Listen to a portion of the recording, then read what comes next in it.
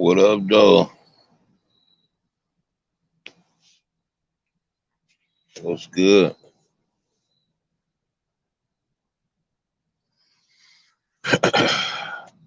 Yeah, man.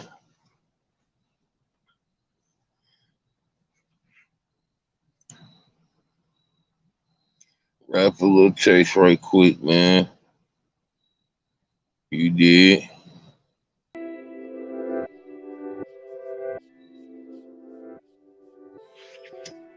What's good?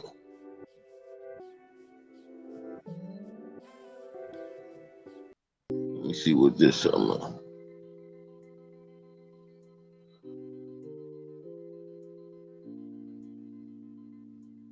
There you go.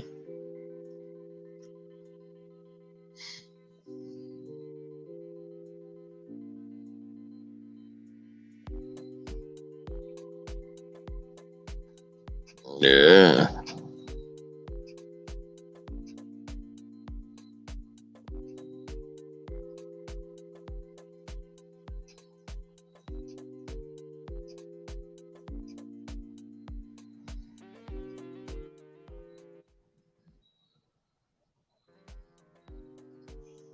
yeah. We're gonna keep it right there. What up, though? What's good in the hood? The YouTube hood. Man, I did a double. Supposed to had 8 hours in between. I had to be back to work. Couldn't get nothing but 2 hours of sleep, man. I'm running off fumes. Said, come on, man. Come on, YouTube. Come through for me. Get me on my toes, baby. I need you right now. You know? YouTube old funky ass can't come up with me no dollars, but they sure come up with me a little energy. You know? I take what I can get. What up, Blue? What up? Yeah, it's dead tonight, ain't it, baby? I'm looking around for a cheat code, somebody I can get a couple hours out of and some entertainment. Said, damn, ain't nobody doing nothing. At least nobody that I'm subscribed to. Mm. I am tired. But what up though tonight? I was just doing some surfing last night, this morning, when I was doing that 16-hour shift. And I came across a lot of stuff I wanted to talk about, man. I was just too tired. And I was getting close to going home, so I was just like, you know. But I got time tonight. Got 4 more hours to go, so I'm hoping I can get a real good conversation.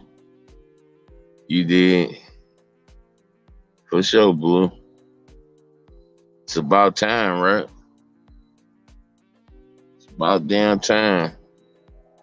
I just thought when I get a job like this, I have so much. Well, I have been having a lot more energy, but I didn't think I'd be this tired doing shit that basically the same shit I do every day. When before I started working, just sitting and observing. I used to criticize them office workers and shit.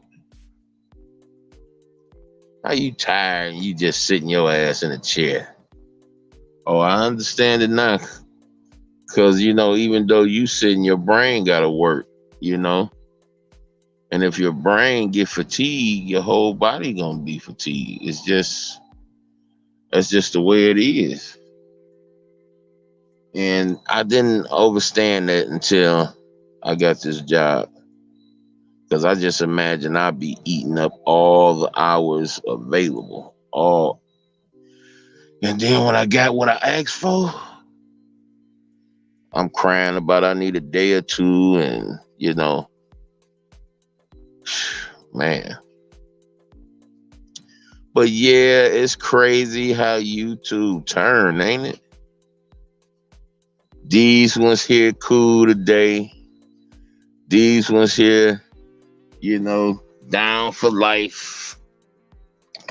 None could break them up. Fast forward to today. They beefing strong. And ain't no, specific name or what have you. Just take your pick. Take your pick. I be sitting back looking at certain people get cool with other people, and I just be laughing like, oh my goodness, this ain't gonna last long. And I'm never disappointed. See, you don't spend most of your time on this platform giving out, negativity if you got a real life, That's just the actual factual. You're not on this bitch spewing out negativity, doing sneaky shit if you got a real life. You just not. You just not. You gonna come on here to get entertained, meet a few people, probably mingle, but every day some negative shit. Every day somebody ain't right, somebody dirty, somebody broke, it's just a cesspool, dude. That shit drains, A lot of people don't realize it. But that shit ages you. It toxifies your inside. That shit ain't healthy. It is good to dump trash out, in an orderly fashion, but to subject yourself to that type of stuff every day, oh my God, the type of stuff it does to the mind. It's just like that white rag. You take that white rag and you may wipe something that don't look dirty. But when you look at that white rag, you sure enough got some dirt on it. You can't think you can take this type of stuff on and it's not going to have some type of effect on you. Now when we was kids, it's okay to think or be naive. If we fortunate enough, we get away and we learn from it. But as an adult, to be naive to what's really going on, I mean, you got to really question your way of thinking. You got to. Because the truth of the matter is, you are what you eat. And if you got negativity around you all the time, if you taking that in all the time, it's going to toxify you. It's going to kill you. I am really surprised that the old man ain't killed over. Really. Some people just made for negativity and fuck shit. And then you got some people that ain't made for it. They get involved in it and they mess around and check themselves into a mental institution. But yeah, we gonna use YouTube tonight. Keep old boy Curl up and going. Have the news? Have anybody started really paying attention to the news? Is anybody ready to admit the gun grab is at hand?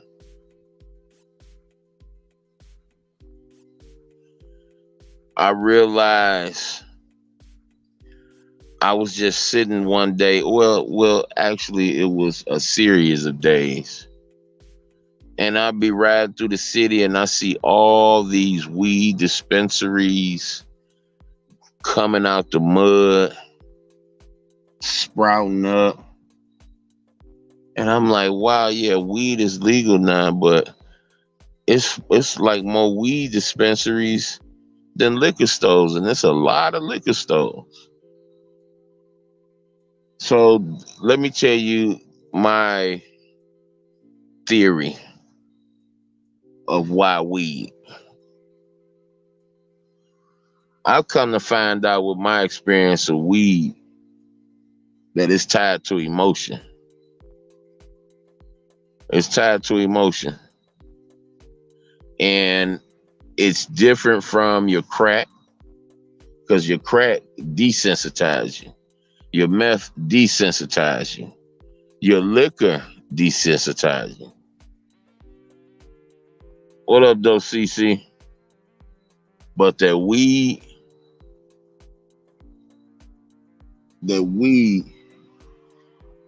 I'm going to put it in the bracket of emotional. You did. And what a interesting time to have an emotional drug at hand, on hand. And we get all these child shootings, all the shootings of unarmed people, of armed people, of senior citizens, of babies, and you know, if you grew up anywhere near the hood, you ain't even got to necessarily be in the hood. You grew up anywhere near a hood. We know that this stuff been happening for a very long time. They would actually scrub the news of stuff that deep, you know, a little baby getting shot. They would actually not even put that in the news.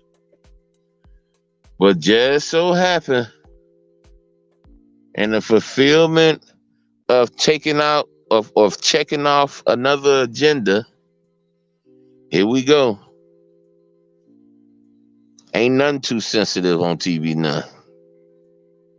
And what tripped me out, they always say, brace your eyes for what you about to see. It's like they tell you how to feel. You may feel like they suggesting or they warning. But they literally telling you how to think. When you look at that movie and they say, based on a true story. When you hear those words, when it comes to a movie, know that they're bullshitting you. But I read the book. Know that they bullshitting you when you hear based on a true story. All right? Let me tell you one fact. Every damn movie is based on a true story. See, it's like we told what to think from the time we come out the womb. Based on a true story. Every fucking movie is based on a true story.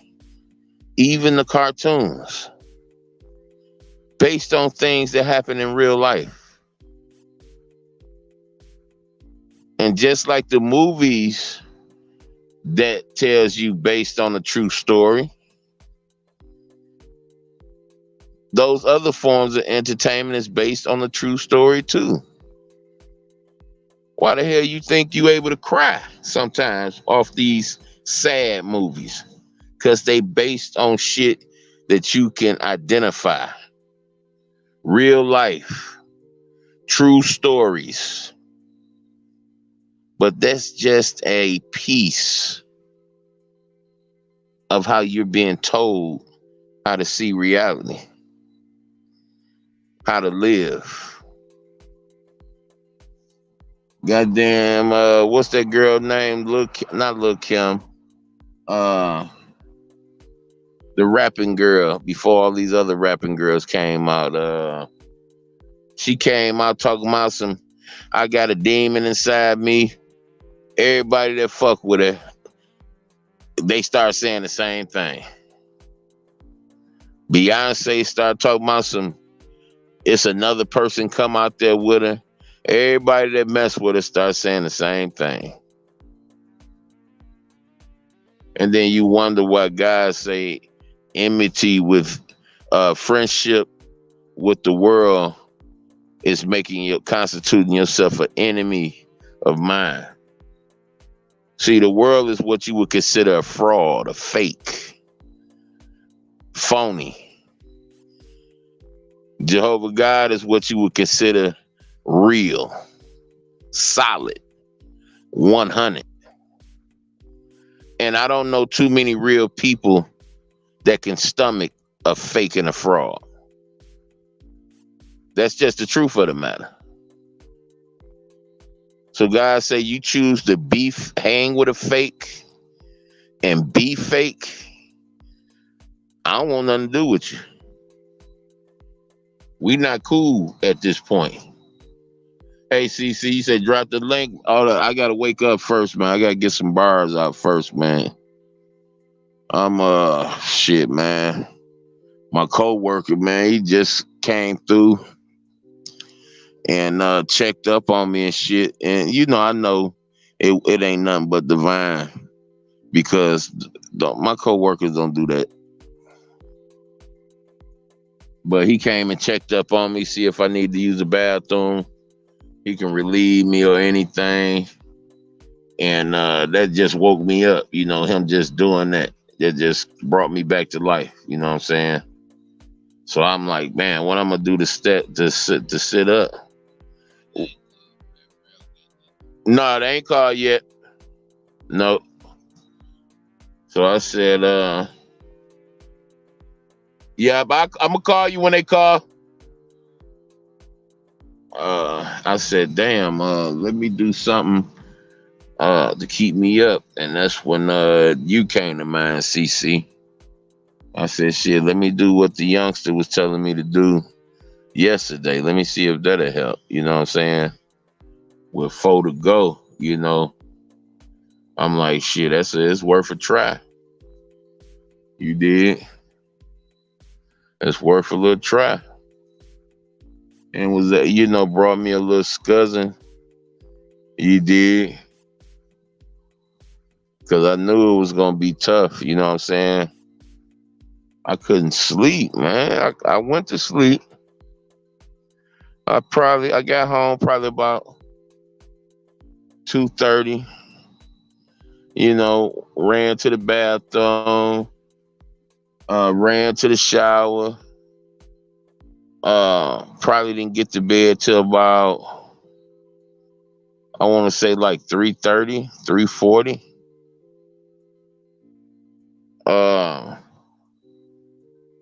Woke up right before 7. Yeah, man. Screwed, Screwed, man.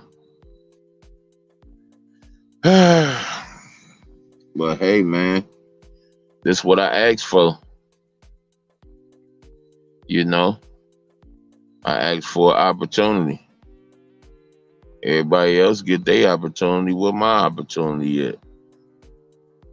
And I got it, and that's what comes with it, The second I see it's messing with me and my wife relationship, though, it's the hell with it, because we ain't hardly seeing each other. We got like a 4 to 10. We got probably like a 5-hour window. We see each other, you know what I'm saying?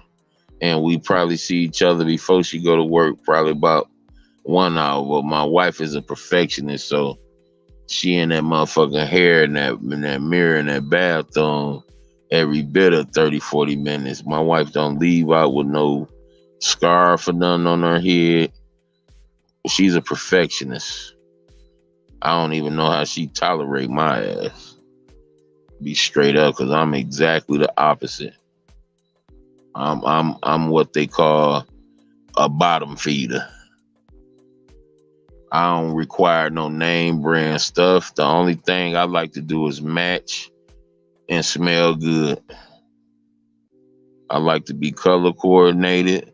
I like to be clean as shit. And I like to smell good. I don't give a fuck about no name and what's the new style and them days over with. You know, I see people my age doing that. I just frown like, you brag and all boasting about having another nigga name on your ass and on your feet. I just find that shit so gay. So gay. And they was priming us up, from the point of coming out the womb to be gay. Look at our cartoons and shit. We had He-Man back in the day. You did? He-Man, big as fuck, trapezius muscles and shit, bulging out his goddamn neck and shit. And they made for boys, for boys to play with, to model themselves after. Like, this is what you supposed to look like, or this is a representation of you. They give you the sports so you can be dick riding all these men that play the sports. Oh, he the best. Oh, he better than him. Oh, he better than him. And you on the court or on the football field, wherever you at, you make a good move, you calling another nigga name. Jordan, Kobe. Like, nigga, get your gay ass on. And the shit it didn't look that clear to me growing up. It didn't look that clear.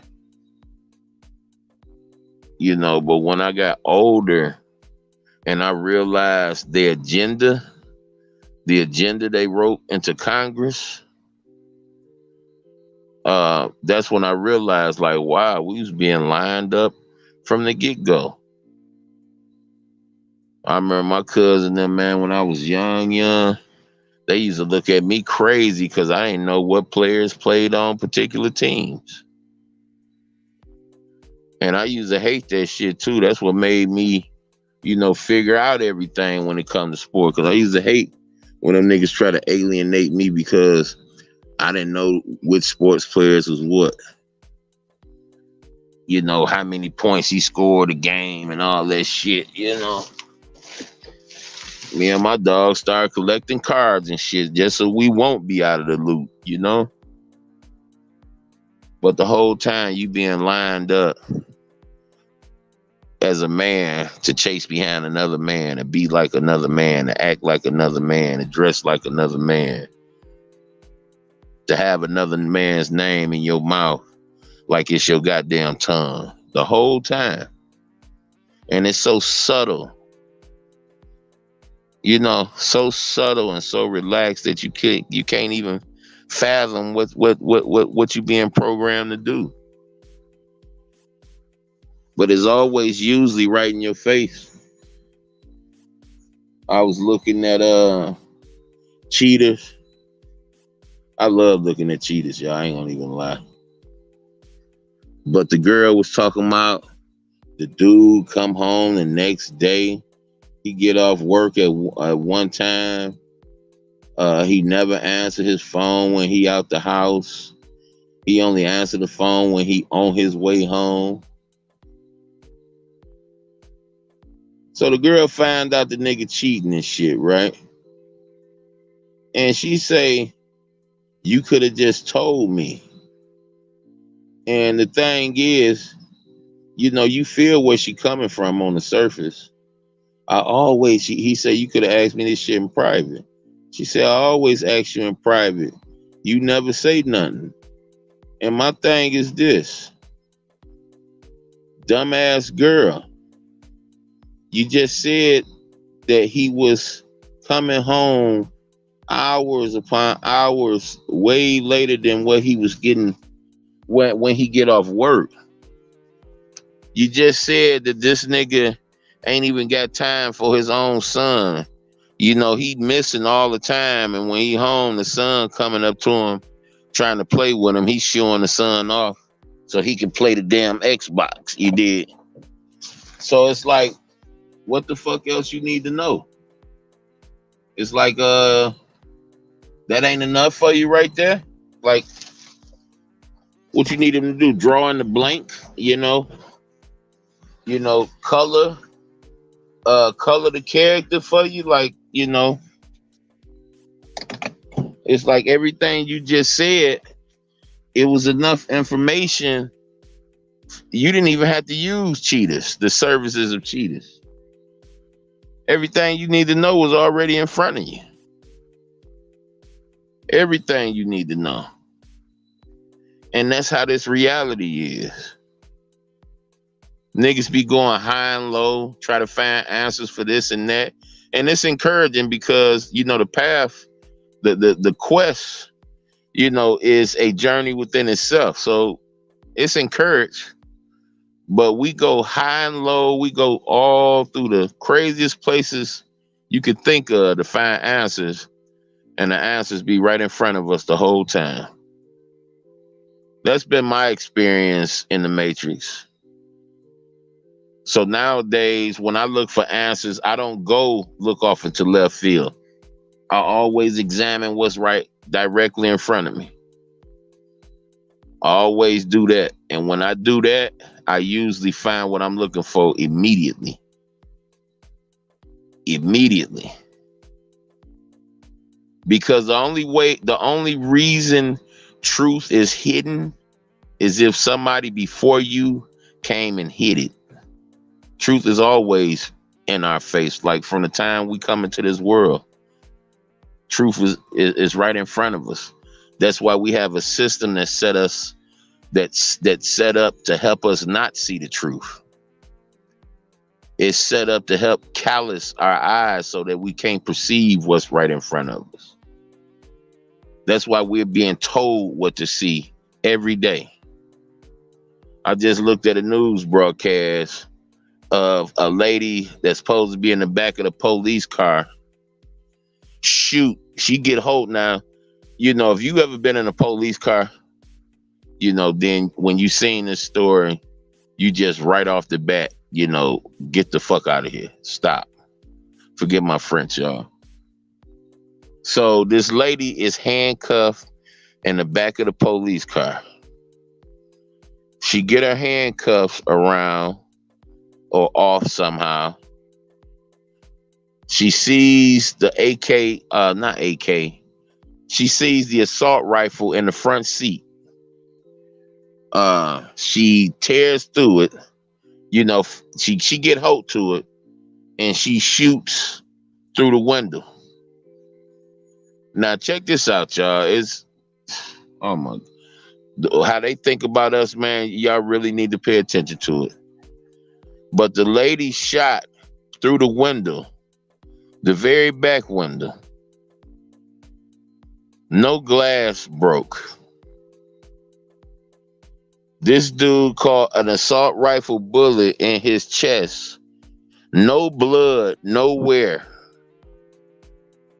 And this nigga was walking around, getting on his knees, getting back up, and he allegedly just got hit with an AR-15 bullet. A bullet that's bigger than my baby finger. That's huge. And I promise you, dog, this was on the news and they push it every day just to show us and mock us about how dumb society is. See, when you get hit by a bullet that big, blood jumps from your goddamn body when it initially hits you. And they showed us when he was allegedly immediately after when he got hit. You heard the pop and you seen him grab his chest like, ow. And I'm looking at this. I say it's a joke. It's something going on. This ain't. And they passed it off as real. And it's actually people believing this shit is real. It's sad, y'all. Y'all think YouTube sad. The world is sadder. It's sad. It's real sad. Nobody Nobody is taking charge of their own brain. Nobody. See, y'all look at, when I say demon possession, y'all looking at things from a medieval perspective. So let's look at it a different way. Let me help you understand it in a different, more logical fashion. If we were playing basketball, right? If you was to have the ball and you were bringing it towards my goal, your goal, what they call that is possessing the ball. You have possession of the basketball, meaning you control it. You can lose the ball. You can score the ball. You can dribble between your legs, off your knee, off your head. You can do whatever because you're in possession of the ball. So if nobody takes it away from you, you have possession of the ball. So let's talk about possession. When I bring those words in that fashion out of my mouth, the so-called Bible haters, they want to say, well, I don't believe in God, and I don't believe in spirituality and all that, So possession, no, listen. Those guys on the football field, on the hockey court, see, 9 times out of 10, they don't believe neither. Because if they did, they'd be trying to save lives and wouldn't be out there deceiving the people. So what I'm saying is, you don't have to be religious to possess something, for something to possess you. And right now, the entire United States of America is under the possession of its government. And its government is under the possession of the devil. If that makes any sense to you. So what I'm saying is, just like the devil used the government as its puppeteer, that's what the government uses us as. You got these silly motherfuckers around here talking about some CERN this, CERN that. Oh, they gonna do this to CERN on such and such date. They said it was gonna launch. You silly motherfucker. You silly motherfucker. You think they gonna put you up on, they gonna tell you exactly what they doing, when they doing it? It's like some people live and observe and they don't observe. They don't take notes about what's going on. I can guarantee you, whatever they say they was going to do with CERN on such and such date, they've been doing it. Probably as long as we've been living. Ain't no telling how old or how young CERN is. Only thing you know is what these liars, what these Satanists tell you. So, hey, if you okay with believing liars and Satanists, hey, be my guest. I'm not believing them. I'm not. I'm sorry. You only get to lie to me so many times before that privilege, the privilege of even conversating with me, is off the table. And to my knowledge, I've been getting lied to since I came into this world. So from that point, the point I realized that, I'm questioning everything. I'm questioning everything. And I encourage people that mess with me to do the same thing. And make me the first one you question. Just because I'm right on 99 things don't mean I'm going to be right on the 100. Question that. Show how much you care about yourself, that you ain't just gonna believe any and everything. Question it. I don't know if anybody said it about me, I want you to listen to me, have a conversation with me, but I don't want you to believe nothing until you have verifiable proof when it comes to coming out my mouth. I want you to be able to go to the next man, and when the next man say, show me proof, I want you to already be ready, because you done made sure that I wasn't feeding you no bull crap. See, that's what it's all about, man. That's what it's all about. Now, God been on trial all through human history. He been on trial. And God, the way he made us, he already knew that was gonna happen. That's why he himself don't have to defend him. His creation defend him. The truth about him is in everything he made. That's why you cut down a tree and make thousands of different things from it. That's why you get the soil and make thousands of different things from it. The truth is in his creation. But you get these weirdos around here that want us to think that houses just grow out the ground like trees. You know, the attic, the roof, all that stuff just sprout up out the ground like a tree, you know? And then they tell you, well, yeah, it's people that's licensed to fix on this house. Now, how you get licensed to fix on something that grew out the ground? How you get licensed to take care of a tree, to water a tree? Simplest thing in the world. How you get licensed? We came from an explosion, so we shouldn't have no what you call it? We shouldn't have no type of design. We come from chaos, right? So how the fuck you get a license to be able to operate on the human body? You know why? Because it's a design to it. Just like the house.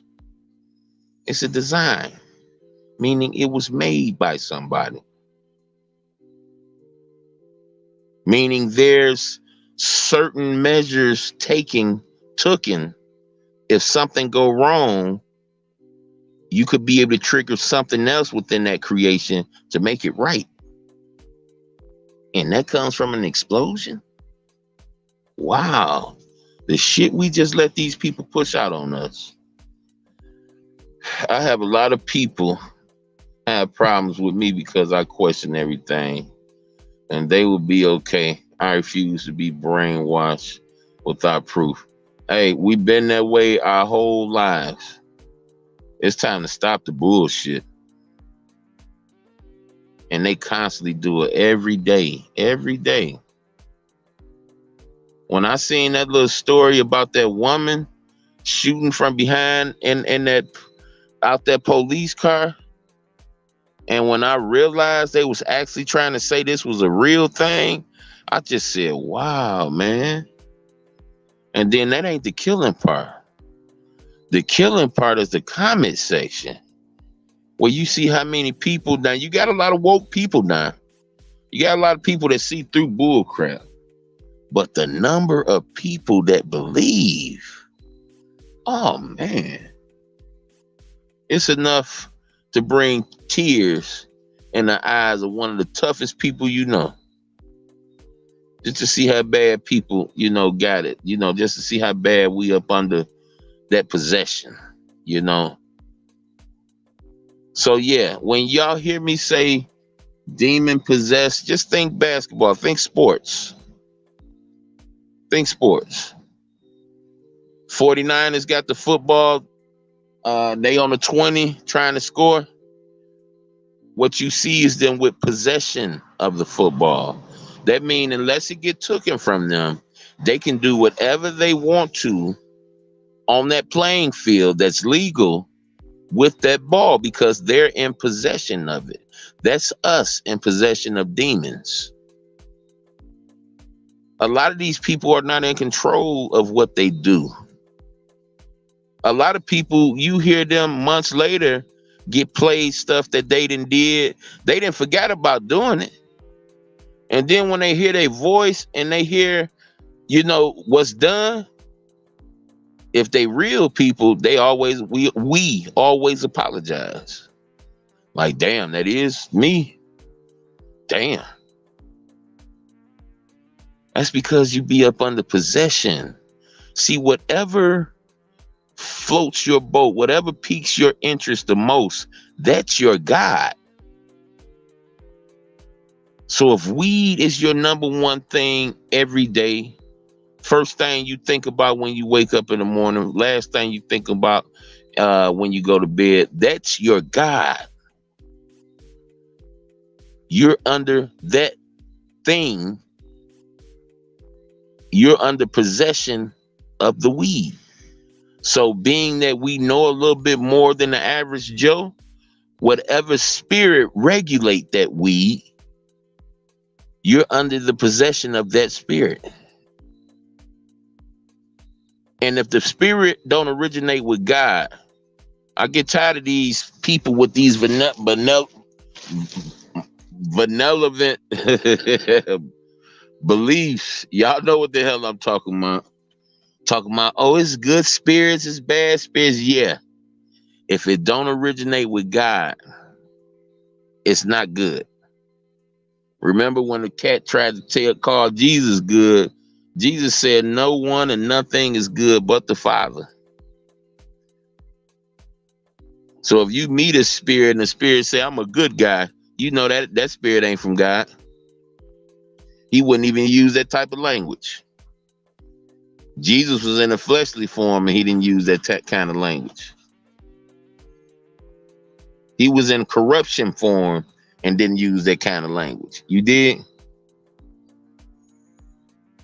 It's just the little stuff, the stuff that's right in front of us is the stuff we need to pay the most attention to.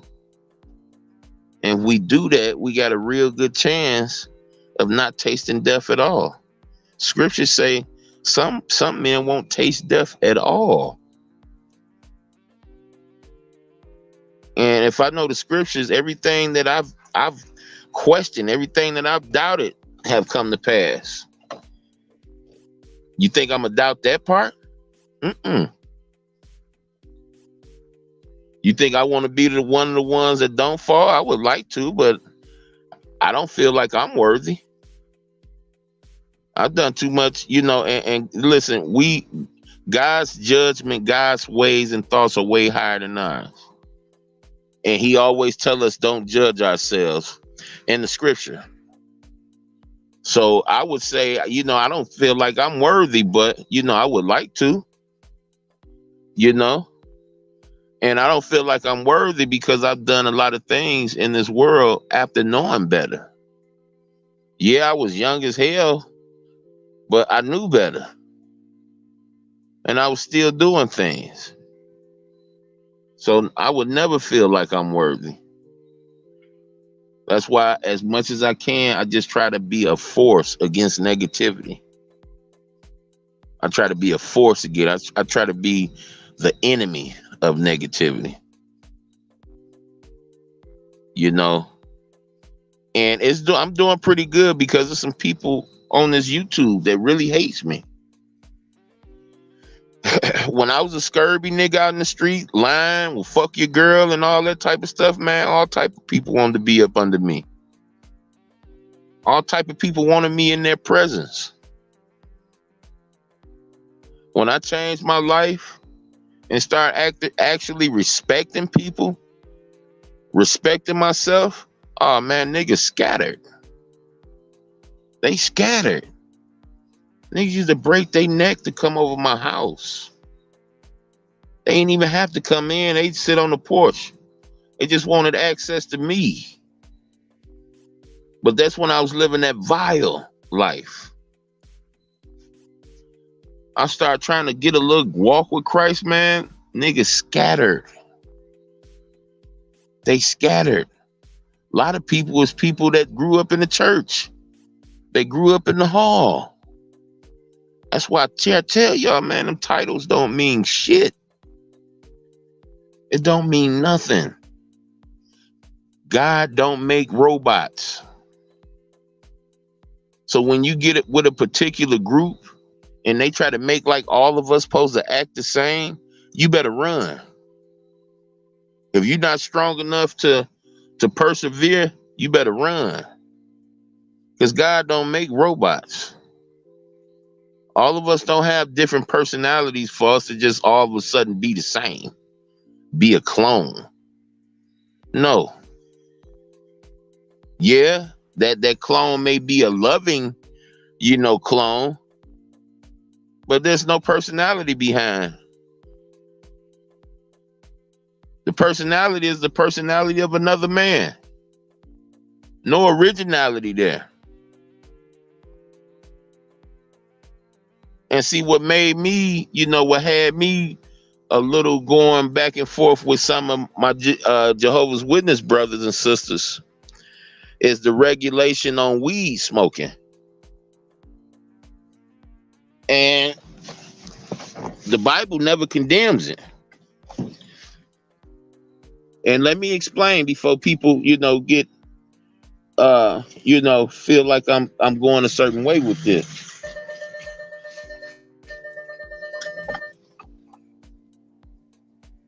Too much of anything is not good for you. So if you can use weed in moderations, like a person would drink, because it's okay to drink if you do it in moderation. But you telling me you're going to be a hypocrite. You're going to sip on your scotch, right? You're going to sip on your wine. You able to be a baptized brother. You able to be a ministerial servant and elder. But you tell me because I pull on my weed, you understand that nullifies, that ejects me from being in that same bracket? No. I'm not going, I'm not buying. And the nerve of people that's thinking you got to be like them for God to use you for good. Think you got to be clean of all this and that. Think you got to be basically perfect for God to use you for good. I ran into that a couple times. I had a couple dog conversations, right? And the brother say, man, you're going to be a good witness once you get this smoking thing out the way. I said, brother, I'm a good witness now. I say, I'm not dipped in water or baptized. I say, but see, that's a declaration in front of man. I've already declared myself belonging to Jehovah in front of Jehovah long time ago. You think me doing something in front of you makes me a witness? No. You talking to the wrong person. You talking to the wrong person, and the person I was speaking to was an elder. Which shows you those titles don't mean shit. Not to me. Pastor, reverend, those titles don't mean shit to me. What means something is the energy you spend on trying to save lives, on trying to make people feel better, on trying to help people. You want to impress me, that will do it right there. And that's why I roll with the witnesses, because I got brothers that go to hospitals, sit up and talk to sick people all day, help them, do their hair, massage them, whatever need to be done that the nurses can't do. They go to the jailhouses, help brothers cut hair, talk to brothers, have Bible studies, help take all the pressure off of brothers. Oh yeah. And see, you never hear about them on the news. That's how I know, despite the impurities within the congregation, despite the impurities in the congregation, I know that they being used. Because when you had Katrina When you had the thing that went down over there in Hades, yeah, these brothers was the first ones on the ground, the first ones there. And after they made sure their brothers was taken care of, safe, they hurry up and went to everybody else that ain't Jehovah's Witness. But see, you never hear that on the news. You never hear about that. That they was out there feeding people and clothing people and help, straight up showing love to people. You ain't gonna hear about nothing like that. They don't want you to hear about nothing like that. You know what they want you to hear about? They want you to hear about a sickness coming out of a man in the congregation and him going after kids. Like a Jehovah's Witness congregation is perfect. The men over there, men just like everywhere else is men. You got sick people in the first in the Christian congregation, just like you got sick people in the satanic congregations. Just because we know better don't mean we all the time do better. Some of us fail and some of us fall on our face. But do God say it ain't no redemption for you because you fall on your face? No. No, he don't.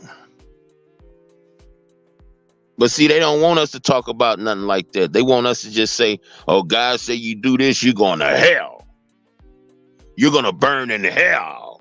And they always say it with that twang in that, boy, just to bring out that fear.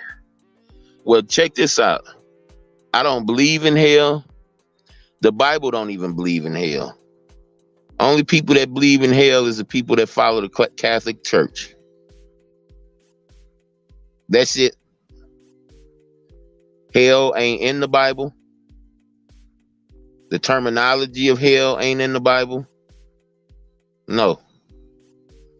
That's why I always encourage people to read the Bible.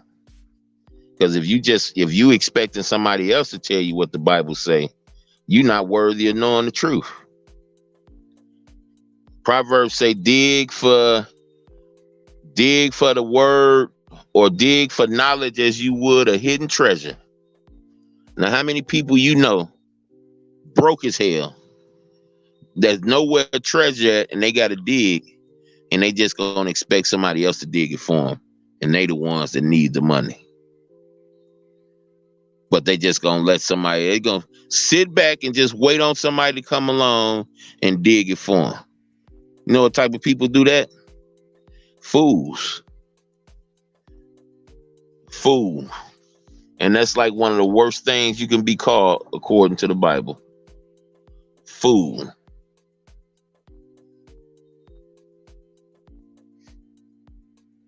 And then why ain't nobody nationally with some type of name recognition exposes Brittany Garner shit, man? Why ain't nobody spoke up on this? How much of a fake shit it is. This girl get caught with a vape pen because the people that was in charge of her being there didn't check her right, but she gets in trouble for it. It's 1,000% bullshit. I can guarantee you several things. That girl ain't seen a lick of prison. She won't see a lick of prison. She's under contract by the WNBA. So when she's under contract, she's obligated to play whatever role she has to play in fulfillment of her contract. 9 times out of 10, she got an injury or something, or she's probably, I was about to say negotiating, that's fake ass. Or she has an injury or something, or she's sick and getting over it. That's her reason for being out of play. but it's a whole script. It makes no sense whatsoever. If you know just a little bit about this world, you know that shit don't make no sense whatsoever. And then check this out. And I know I said this the other day, but I'm going to say it until you niggas get upset. Out of all the people in the world, you talking about Jesse Jackson, Farrakhan, out of all the people in the world that try to get justice for this girl, look who steps up. A fucking actor and an athletic actor. Dennis Rodman. And they made sure y'all knew, because if Dennis Rodman said this to himself on his couch in his house with just him and his brother, we wouldn't even know about Dennis Rodman talking about doing this, right? We know about it because every news media, and they all got different names, but they all owned by the same people. Every news media told us what Dennis Rodman was going to do. So you mean to tell me the Olympic Committee, the United States of America, where she bought the vape pen from, none of these people gonna step up for this girl, but Dennis Rodman is, huh? And you niggas keep on believing that goddamn TV.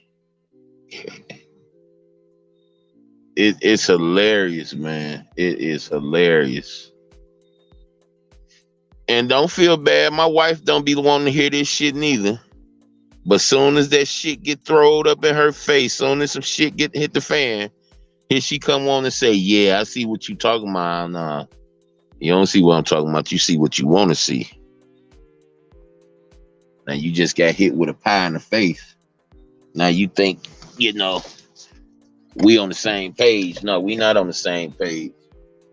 Not when it come to idol worshiping. My idol worshiping days over with. I wish before God, a lot of the stuff I be telling y'all wasn't true, but that don't mean they ain't true. That don't mean that's gonna be the end result. What I did? Oh, see. Oh, here they come. You can want it all you want. Don't mean that's gonna be what it is.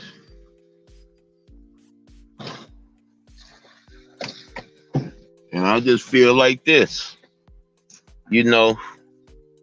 Like the Apostle Paul say, when I was a babe, I ate as a babe. You feel me? You grown now. You still waiting on another man to spoon feed you? You still waiting on another grown woman to spoon feed you? You're not capable of getting the information on your own? You still have to be told where to look, how to look for it? Really? How to protect yourself? It's like the majority of the masses deserve exactly what they got coming for them. Because you're doing exactly what the Bible forewarned us not to do, and that's put your faith in earthly man.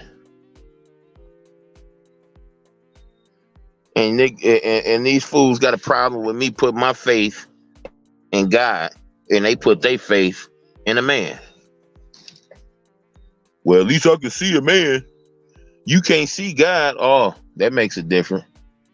So that means the next time we get a windstorm, because I can't see the wind, that I got a better chance surviving. You understand? Out where a whole lot of shit can blow up against me and kill me instantly.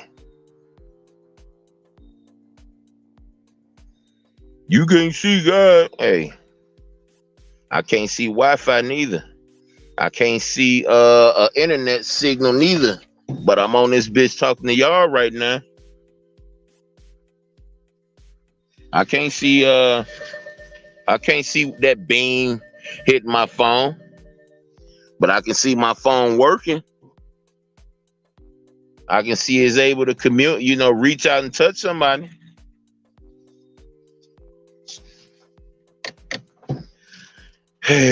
I'm moving, y'all. Letting all these cars in. Vans, I should say.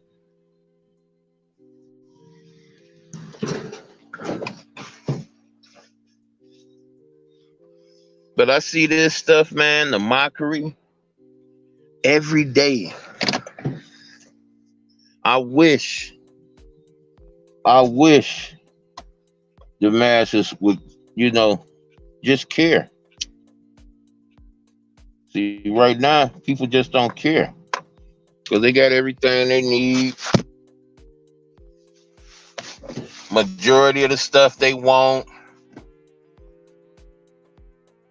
2, 3 cars, you did. Hella job, nice little job going for you, what have you. Yeah.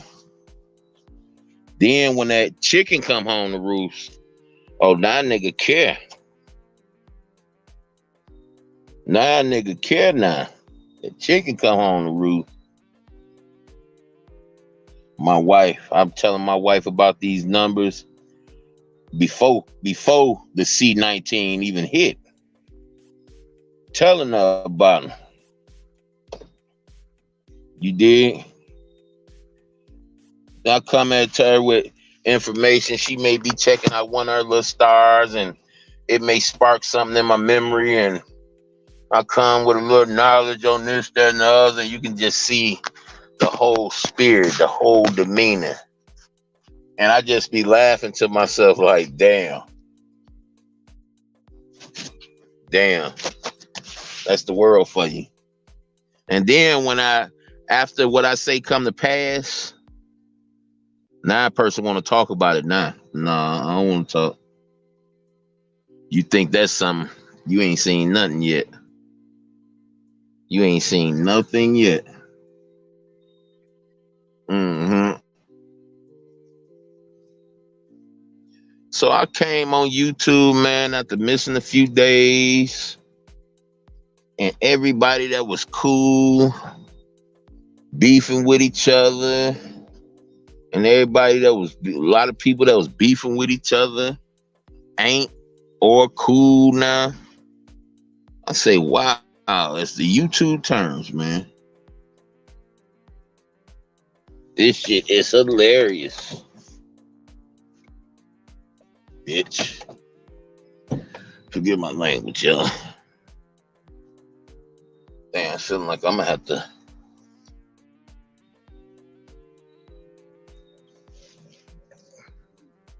Yeah, man. So I just try to do what I can do. I only got so many people on YouTube. See, I spread that knowledge in the real world, man. Mm-hmm. You know what I noticed the other day? While I was out with my wife, went to Sam's Club and plug back in, pick up some stuff for the kids or for the one child, because school about to start back. Now you gonna come all the shit right here like I don't see you. And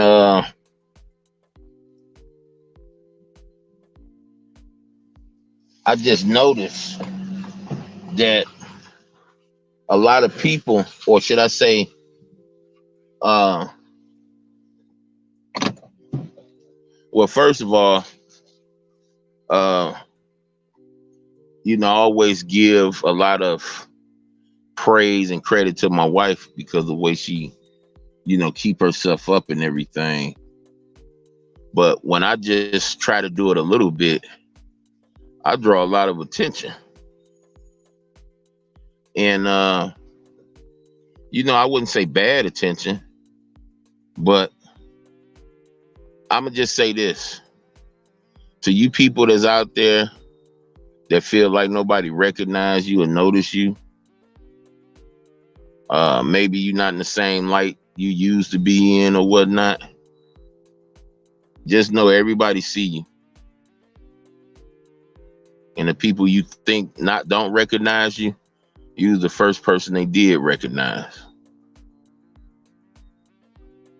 Just know that, because a lot of people don't really can't really grasp what I'm saying.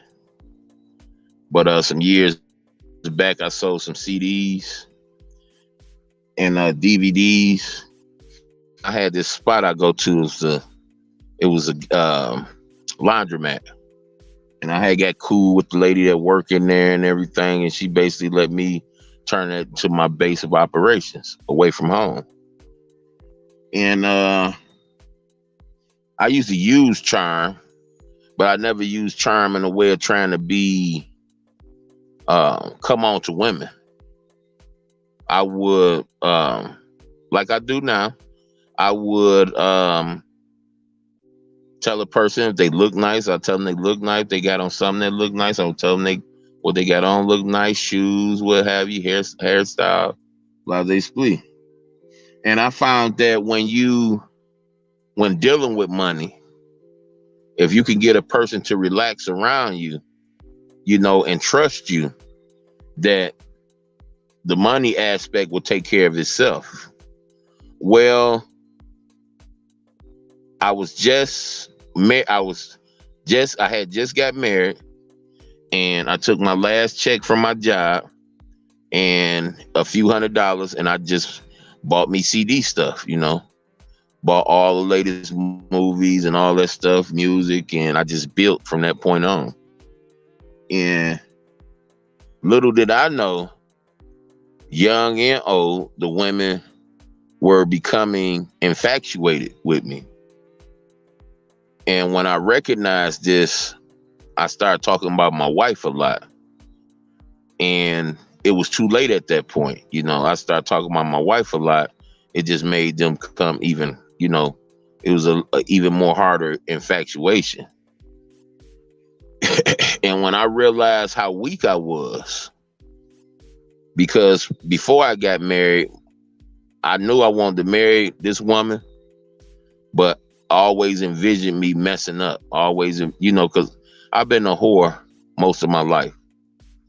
That's the only thing I knew. When it comes to women, I'm not romantic and all that other stuff, but I am, for lack of a better word, a plumber. I like to get down with the home improvement. You understand?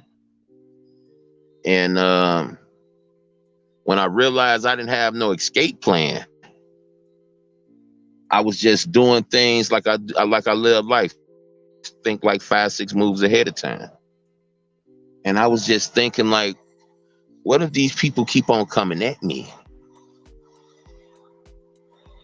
I could possibly get into a fight with my wife, and we'd be mad at each other, and and one of these people come at me and I fall.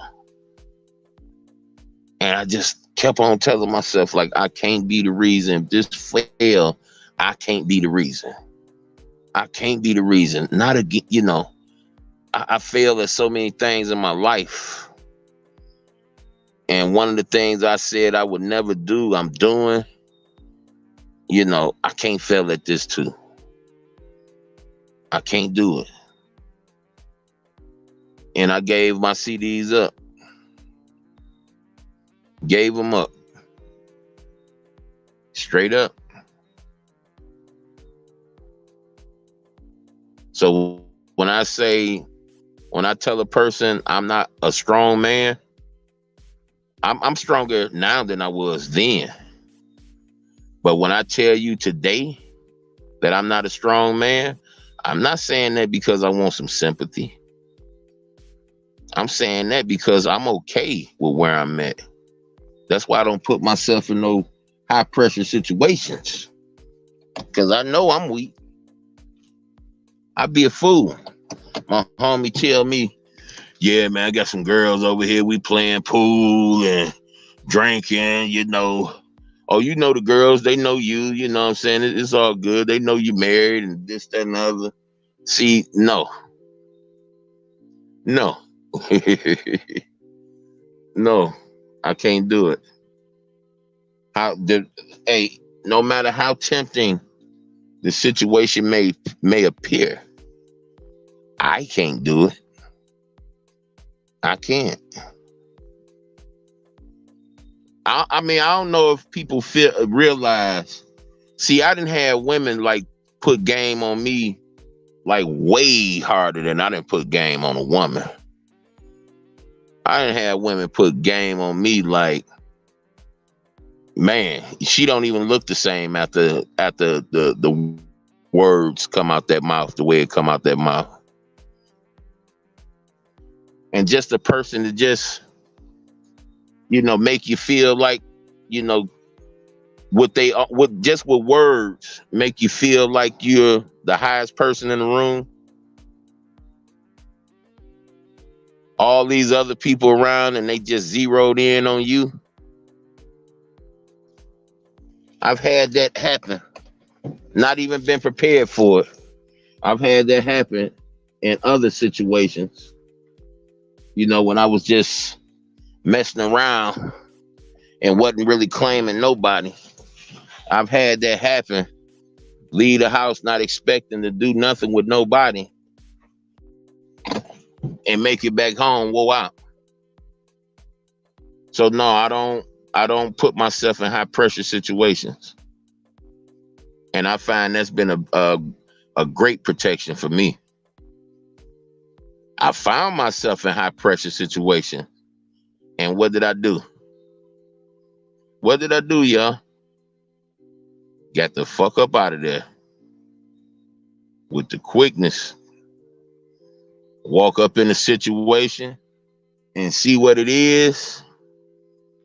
And soon as you figure out what it is, you don't sit around and linger.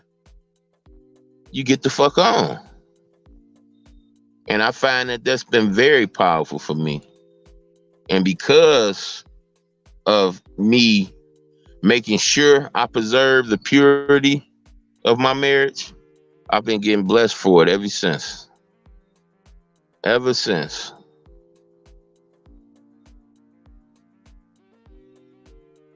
So when I tell a young lady, I love you too much to do something like that, I love my wife too much, and I love I love my God more than I love everything, and he wasn't like that. I'm not saying that, to try to sound like I'm holier than thou. I'm saying that because I'm not risking shit. I'm not gonna be the one. I'm sorry. I'm not risking nothing.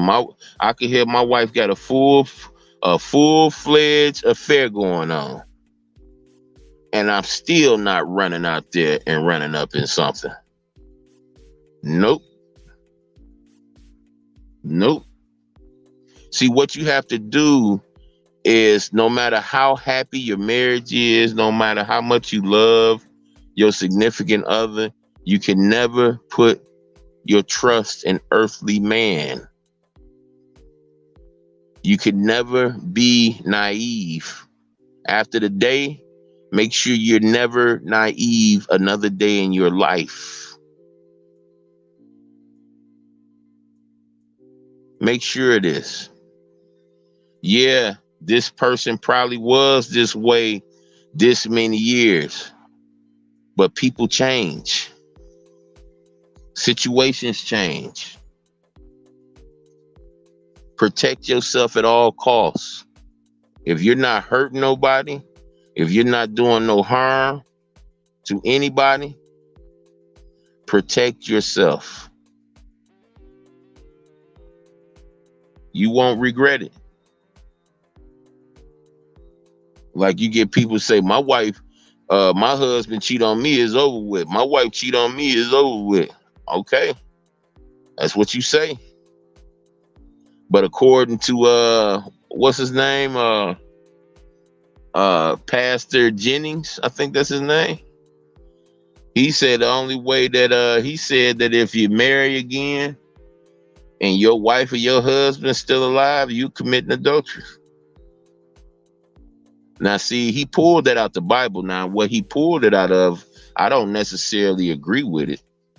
But, you know, when you take those vows, you do say something pertaining to through richer or poor, through sickness and in health, you know, that you'll be down with each other till death do us part.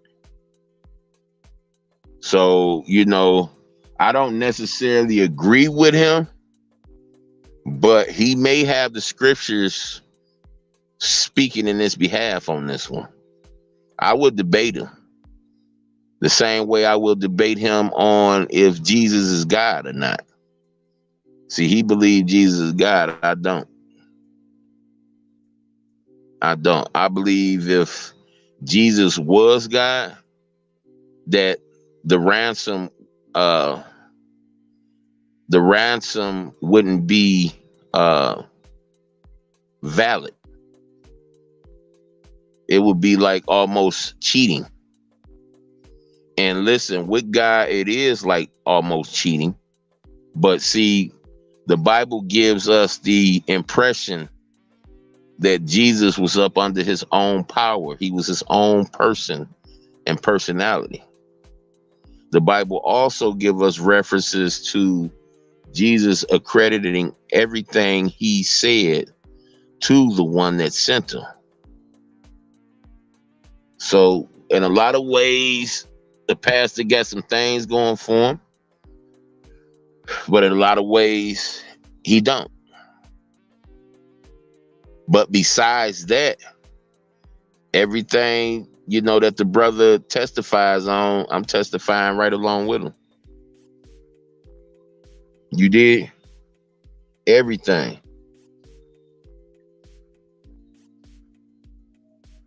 But yeah, man. Figure I'd get on here and rap, get my rant on. Get my rant on, man. You know? Had a few things on my chest a little earlier, man. I kind of drove them out on my way to work.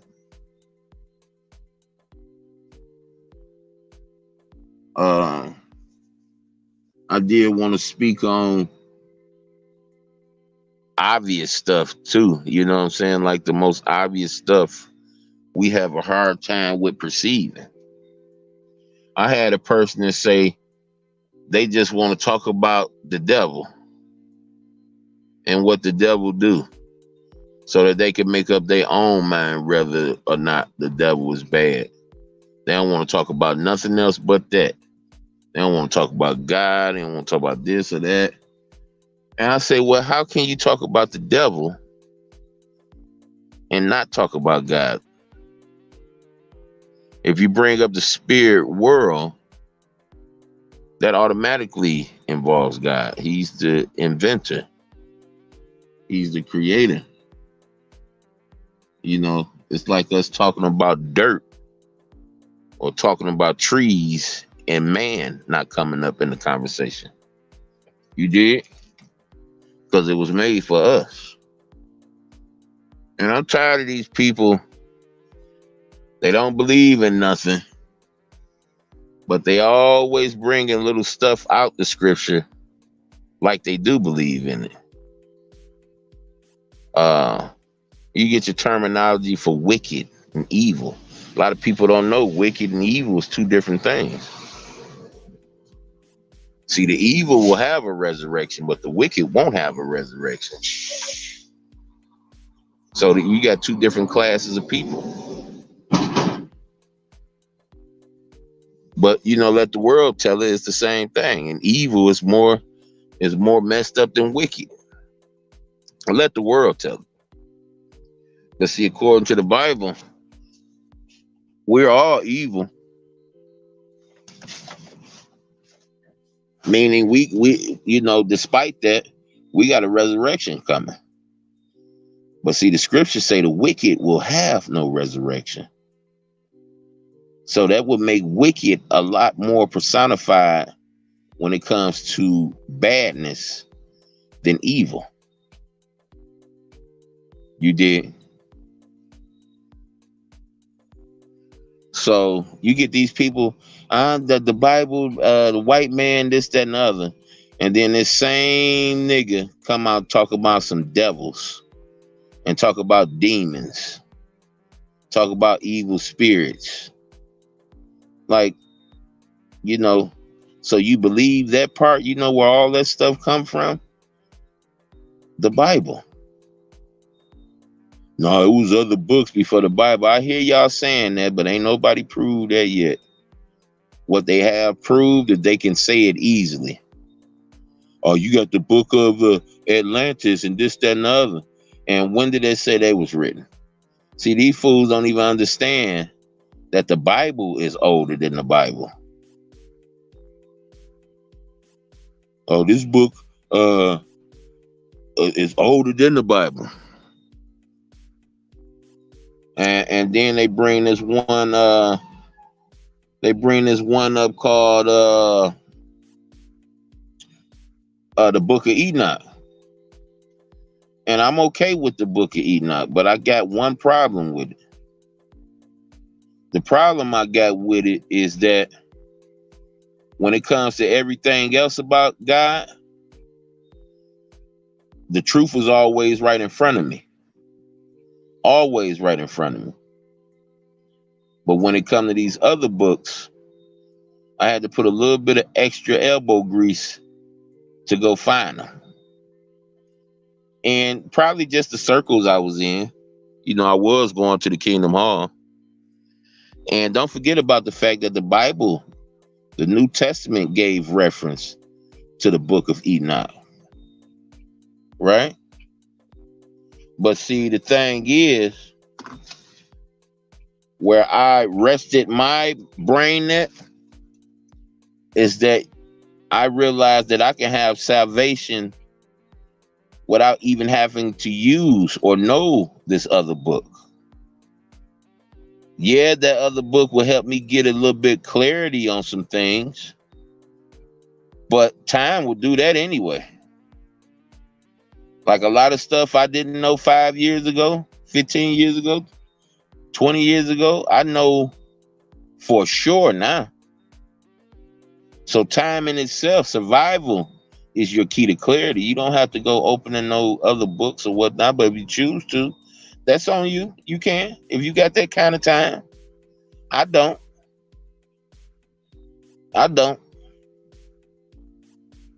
And let me be the first to tell you, I'm a lazy man. Lazy as fuck. And when I tell you these things, I'm not telling you as like I'm bragging about it. I'm telling you things about myself that I don't like. That's one of them. That's one of them. And let's say this. When I hurt my back, it didn't help me none. It didn't help that not one bit. Kind of made it even worse. But, you know, when we fall down, baby, we get back up. We don't stay down. We may be out of our element. You did? We may be. But we don't stay down. We get back up.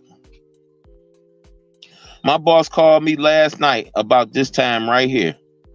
I'm thinking like, okay, I only got a couple more hours before I go home, right? He called me and say, man, I need you to work from 6 in the morning to 2 in the afternoon. I'm like, hell no. I'm going home, man. And he said, I'll give you $34 an hour. I said, let me call my wife and ask her, can she find her a way to work?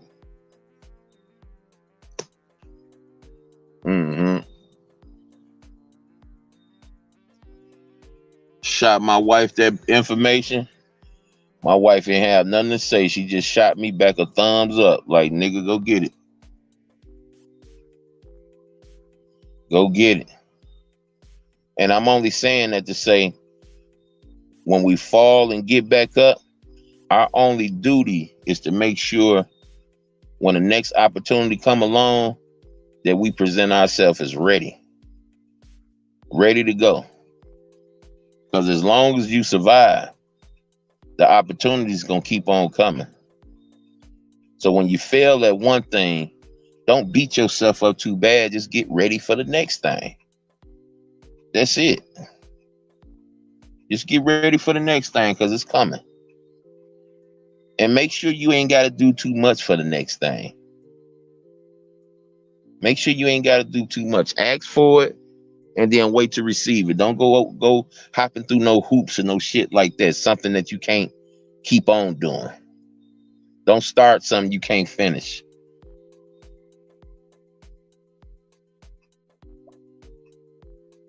I tell niggas when they get these girls, they want to take the girl out everywhere, want to shower, and then they run into a bind and they can't do all them things and wondering why the girl acting funny with them. Nigga, because you started some shit you can't finish. Why not just keep it simple? Quit trying to be a fucking knight in shining armor and just be a man. You understand? Let shit get better with time. Quit putting all the pressure on yourself to be or look a certain way when you know that damn well at any given time that privilege, or should I say that light, can get took off your ass at any given time.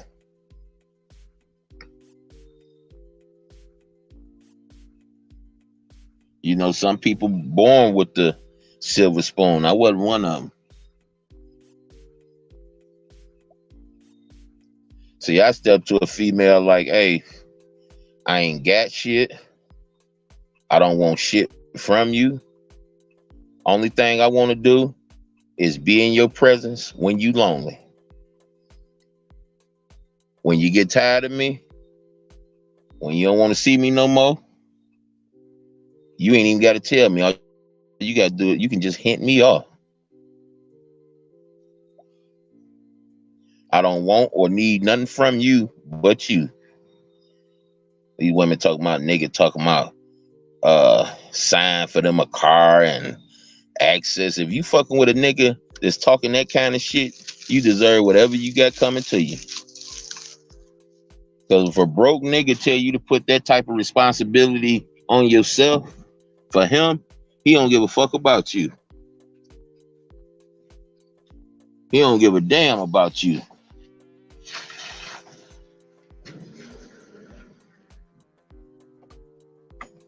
I heard somebody play the video, and this dumbass lady don't know how dumb she sound. And I think Cookie played it. It was a minute clip talking about some yeah, we doing better this year, ladies. We ain't going for that nigga that's talking about signing them up a checking account, a joint on check account, and sign up for them a paperwork for them a car and this, that, and the other, put it on their credit. Yeah.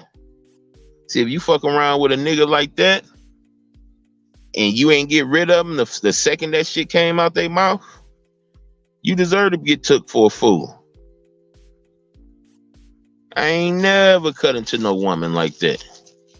And I've always been the broke of the broke. I ain't never want nothing but some honey. Never. That's all I desire. I desire the shit that was made for not for free, but you know the term, the best things in life are free. Natural. You know, like water, like the sun. See, I always just wanted the essence of that woman. Care nothing about her pocketbook. I just cared something about the hips, the face, the personality. You know, that part. You dealing with somebody that's that damn, what they call that, determined to come up off your work off your hard work. They trying to come up. Nah, see, they ain't never been me. I didn't turn down some things. Now, I didn't have some things forced on me, but I didn't turn down some things. I've had some things. When I say forced on me, that means for periods of time, a person kept on trying to give it to me, and I kept on refusing, kept on refusing. And then a time passed, and then here we go, a whole nother different set of time. Here they come again. Refuse until I just can't refuse no more. But as far as me going after it, nah, man. No. I always felt, despite me not having, despite me being lazy, you don't really feel like you accomplished nothing if you ain't getting it yourself. You don't even really cherish it unless you're getting it yourself. When you're getting it yourself, you know, you feel it all the way around. You feel accomplished. You feel like you're actually doing something. You cherish it. You respect it. And other people respect it too. Not that, you know, people like me give a damn, but other people respect it too.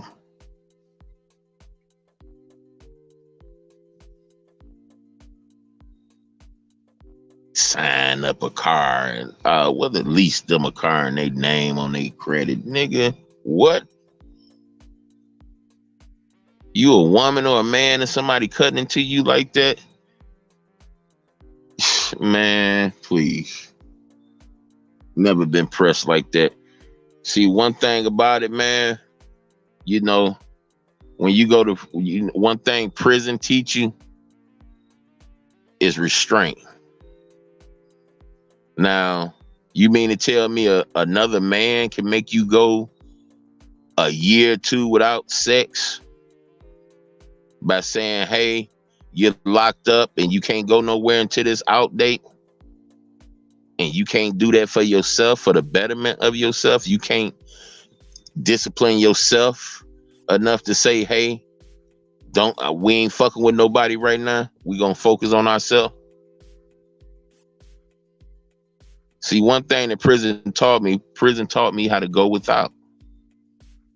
It taught me how to go without money. It taught me how to go without having a woman up under me or not being up under a woman. Taught me. So when I have to go through what I need to go through to get better, I know I've done it before. I've done it because somebody else forced me to do it. Now, you mean to tell me somebody else got more power over me than me?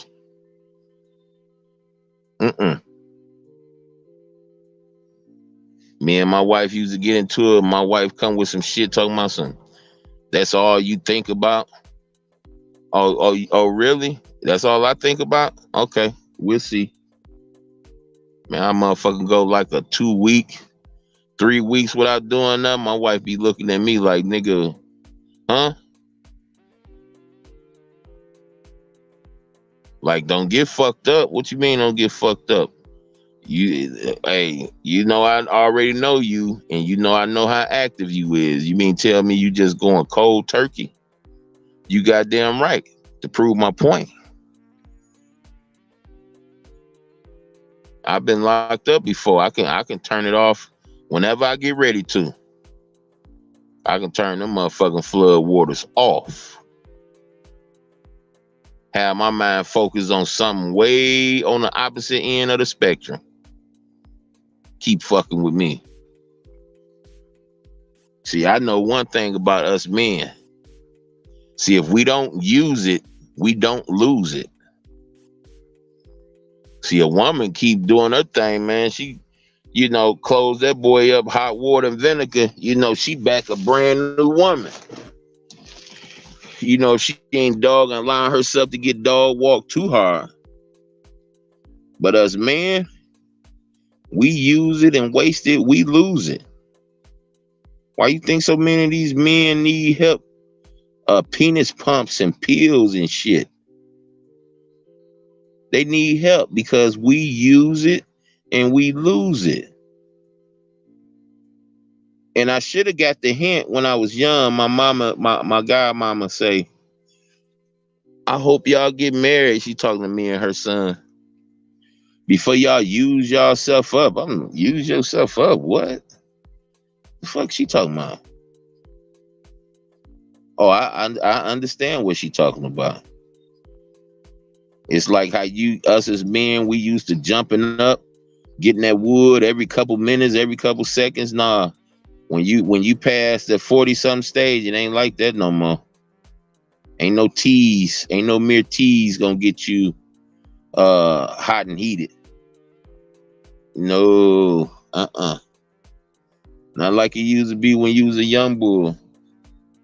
That old boy, it gotta be more serious for that blood to rush like that. You did. You gotta be a little bit more serious, a little bit more inviting. You know. But in all of us, man, we should have control. No other person should be able to control us better than ourselves. No other person should be able to do that. And if you're a person that realize that other people control you better than you, it's time to do some cleaning. It's time to do some house cleaning. Because that's some backwards shit. Backwards as hell. And that's the same technique I'm gonna use. I don't know what it's gonna take for me to stop smoking. But I got the tools I need. I just gotta want to stop smoking. And I don't right now. You know, my love for God ain't got me out of that yet. But God's showing me, you know, have been showing me that he ain't gave up on me.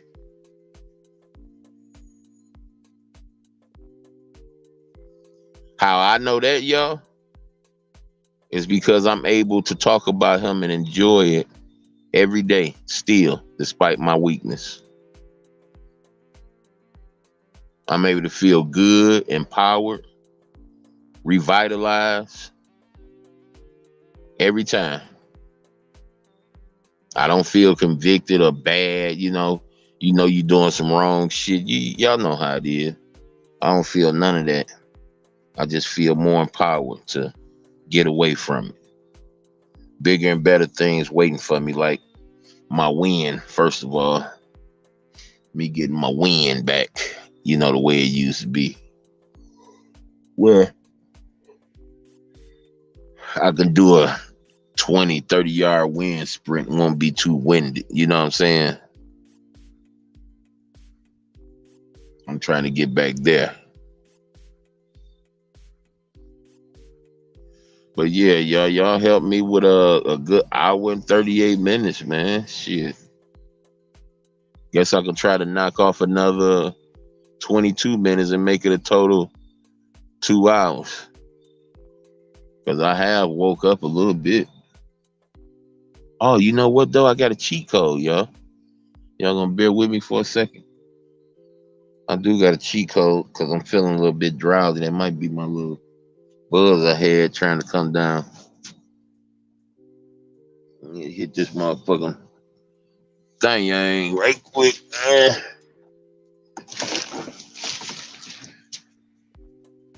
Yeah. But other than that, y'all, yeah. We trying to get that bread, man. Little bro at work right now getting that bread. Little bro working like 2 more hours than me, though. He got 2 more hours on the clock than me. But hell, still making the same thing. I think I got little bro beat just by a smidgen. But it ain't what you got, it's what you do with what you got. It ain't what you're getting, it's what you do with what you're getting. You know? I figure I told my boys that I take them out next week. So that's what this check all about. all about, you know, doing something with them. I got to pick a day where my two oldest boys got off days because I want everybody with me. I'm thinking about taking them to the barbecue joint and bowling. You know what I'm saying? Somewhere they shouldn't have no hard time competing in. I ain't did nothing with them like that since they was little. You know, like high school. So it's about that time. Hope everybody been having a pretty good Friday. Now Saturday. Tried to get an airways. Some of my people something to do. Cause I looked around on them YouTube streets, dog, and it was empty. I said, damn, where is everybody at? And truth of the matter, shit, living in real life. Hopefully. Doing something in the real world. I just can't sit on this boy like that all that time. You know what I'm saying? I be trying to. It ain't in me. Too much shit to do in the real world for me to sit on this computer, you know, all that time. I'm sorry. You know, I ain't hating on nobody or, you know, judging nobody for it. I just can't do it, you know? That's why I say I got a lot of respect for Vic because despite him, well, I know he only do 4 days, but you know, despite him working, you know, he's still able to go live almost every day. And he has certain functions that he be on consistently. Like, you know, I got to give kudos to that because I can't do that. When I unplug. Period. I turn that boy off and it's off. You know, unless I get bored as hell or something like that, I turned it off.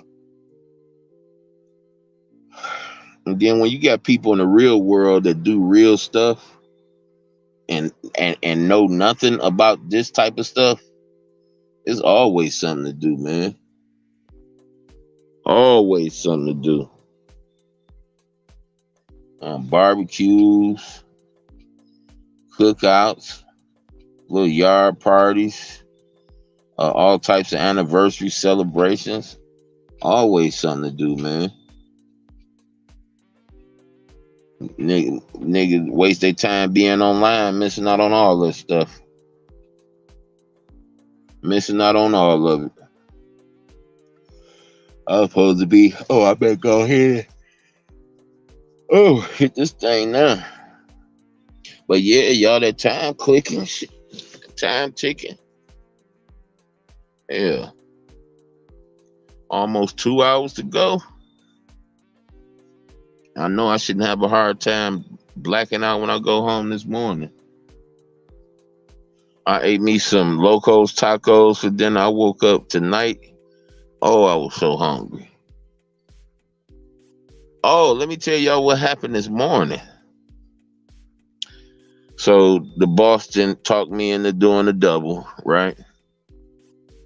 And I got paid for that double today too. That double don't go on my paycheck. I got paid for that double today. So y'all know what 34 and 8 is. So one of the workers here drive up on me while I'm in the booth and said, "Hey man, you did a double?" I said, "Yeah." He say, you need anything? You eat? I said, "No, I ain't ate yet." I said, "It's almost time for me to go. I only got a couple more hours. I've been trying to get something to eat all morning. They've been having a hard time finding where I'm at. So I just say, I'll wait." He say, "You need anything? Something from the store?" I said, "Yeah, I actually do. I actually need some cigarettes."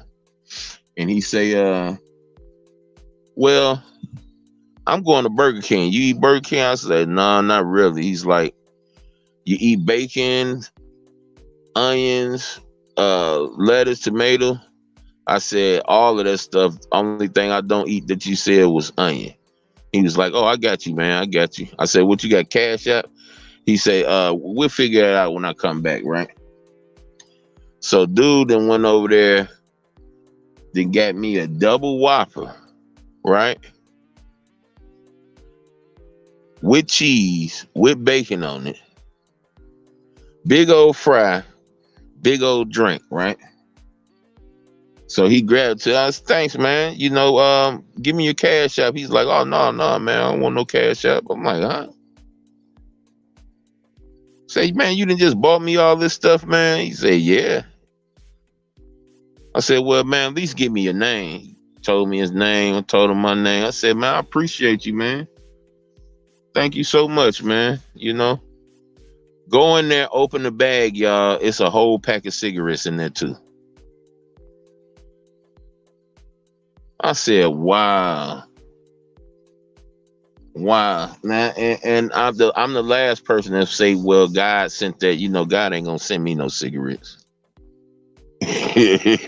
Name God, but it's the power of man. That's what type of power we wield. And I always tell y'all, we reap what we sow. So ever since I started working this job, I've been doing good things for people. I've been getting people's nails done, people's hairs done, taking people out to eat, or should I say paying for them to go out to eat.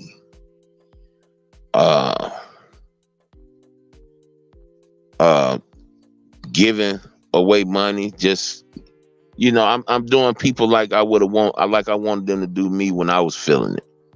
If I see you feeling a certain type of way, see you not shining the way I'm used to you shining, I'm just going to you, hey, you drinking? You want something to drink? Yeah, hell yeah, I'm drinking. Well, here, go ahead and grab yourself something to drink. I ain't in no drinking mood. You know, shit like that. And when you do stuff like that, man, that stuff come back. See, we be looking for it to come back from the same people we did it for. But see, that ain't the way this universe work. That ain't the way the matrix work.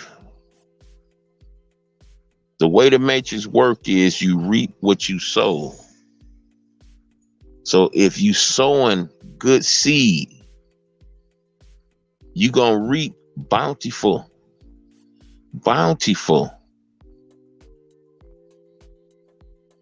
produce in the end. It's like when I say the Bible is a cheat code, that's exactly what it is. Because that term I just said is not just used in the New Testament, it's used in the Old Testament as well. You reap what you sow. You reap what you sow. You reap what you sow. So if you take into accountability the second greatest commandment, which is to love your neighbor as you would have them love you, and you actually do that, you gonna reap what you sow.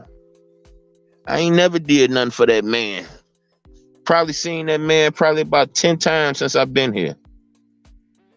Because by me working the overnight shift, I don't really see and deal with nobody unless I'm sitting where I'm sitting at right now. I'm usually just out there in the field, rover in this big old huge yard, not dealing with nobody but my coworker sometimes. And that man stepped outside himself and did that for me.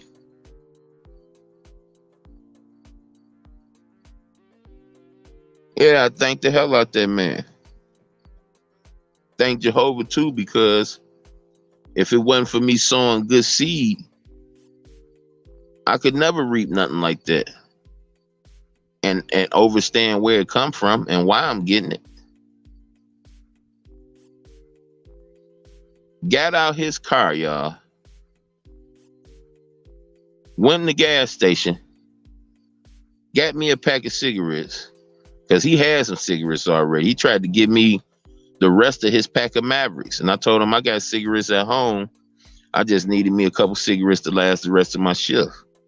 So I took 2 of his Mavericks and gave him his pack back. He tried to give me his pack.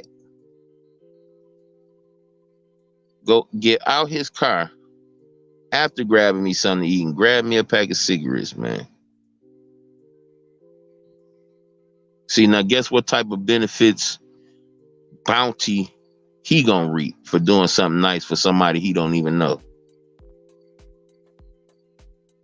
I took my wife out to eat the other day, and we didn't even really need a waiter.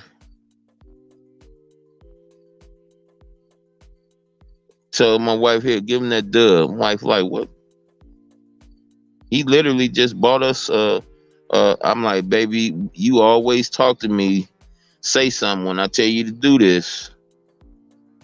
Like you don't know the benefits of it. It's like you gotta say something, and you already know that, I'm pleasing Jehovah when I reward somebody like this. Now she get tips at her job. Now she ain't nothing but a cashier at a store, and it's not even really customary for her to get tips. But my wife is beautiful, and my wife is pleasant, so they be tipping her. So I asked her, I say, do you feel good when you get tipped and you know these people ain't even supposed to be tipping you? Do you feel good when you get a tip? And she said, yeah. I said, well, I rest my case. See, you reward the people that don't really deserve it.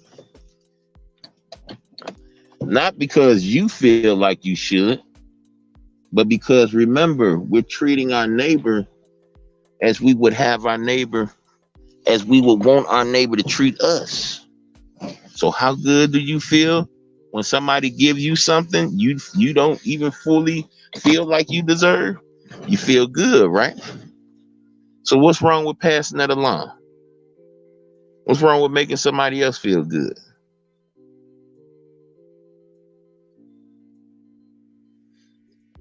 That's how we got to think, y'all. When we ain't thinking like that, trust me, we thinking like these Terminators here on YouTube. We have to think like that. If we don't think like that, who gonna think like that for us? Who gonna think like that for our fellow man? Who gonna think like that for our children when our children get out there?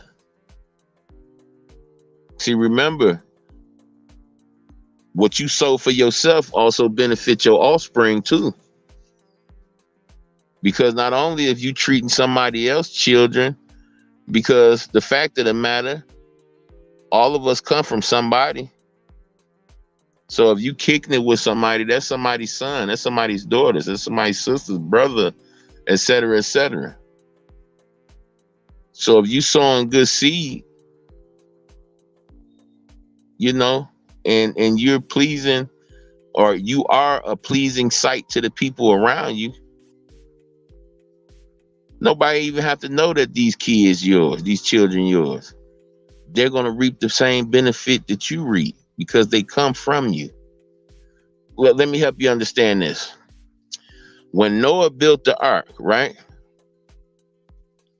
Did Noah just take himself and his wife, or did he take himself, his wife, his sons, and their wives? What did he do? All of them got salvation, right? The wives got salvation because they was fortunate enough to be married to the sons. So me as a father, if I build this ark, you don't think my sons ain't gonna come with me? And I'm speaking for every individual. If you reap what you sow, if you building up your treasures in the heavenly kingdom, right? You don't think your children is going to benefit from that treasure as well? Come on, y'all. Just think of the realest person. Just think of the most 100 type of person personified. That can't even get close to God. God know what you want. He know what you feel. He know what you love, and he know what you hate. That's why he tried to tell us to hate what is bad, love what is good. And we got to train our hearts to do this thing. Remember, the heart is the most treacherous thing. We actually got to train our hearts over in a lot of cases. See, me, I had to train things over because I grew up off negativity. Negativity is the only thing I know how to do. Only thing I was enjoying. And I wasn't enjoying it first, originally, but I had to start doing it because I was being an outcast. I was outcast. No, don't let him come around. He gonna tell. No, he too little, you know what I'm saying? So it's like I had to prove myself in a lot of ways.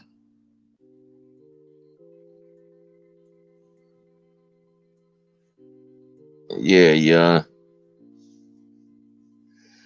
Was just trying to give us something to do for a minute, man. Hopefully somebody come on, make us laugh or make us type.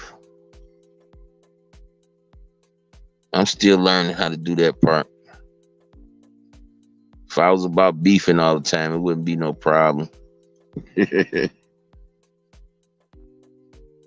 But I don't like beefing all the time, man. I do it sometimes, have a run in with somebody. And when I get off what I need to get off, I'm leaving it alone because I can't even hold, at this point in my life, I can't even hold grudges, man.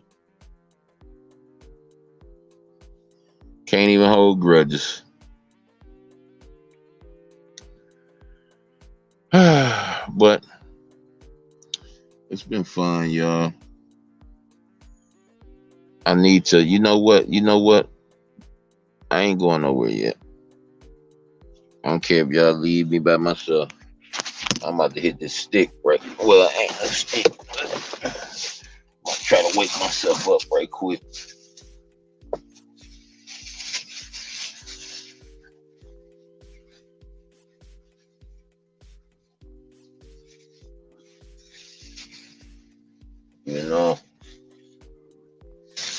Oh, let me put that right there.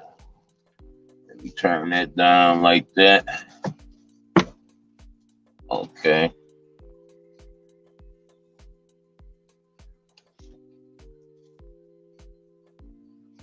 Here we go.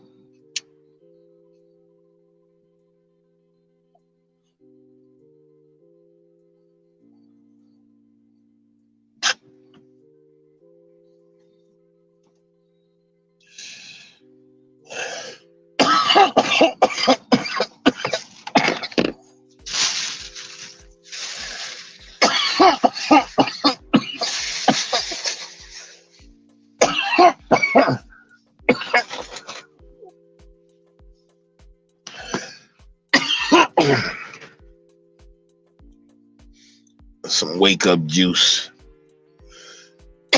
Yeah.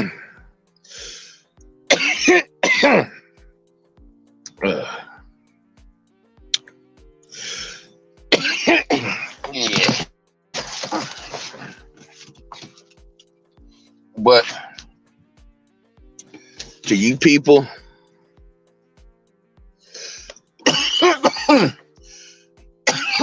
that think long lasting marriages and relationships don't have their fair share of problems, y'all better think again. Y'all better think again. See, when you doing what's right, that right there put you in beef with the ruler of this world. So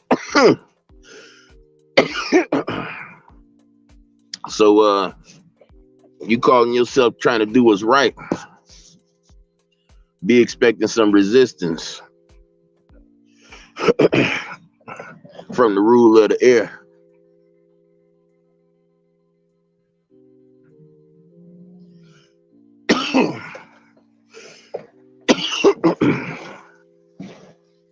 You understand?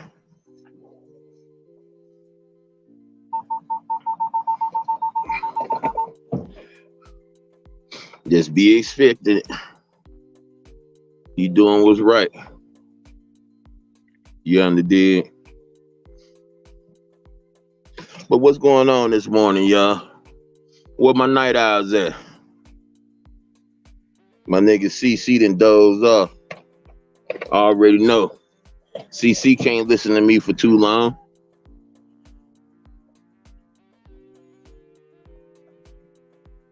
I put the little brother to sleep.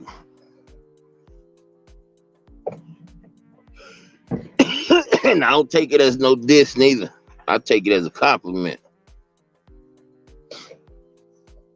Before the brother can have a chance to turn away from me, he dozes off. That's laid back right there.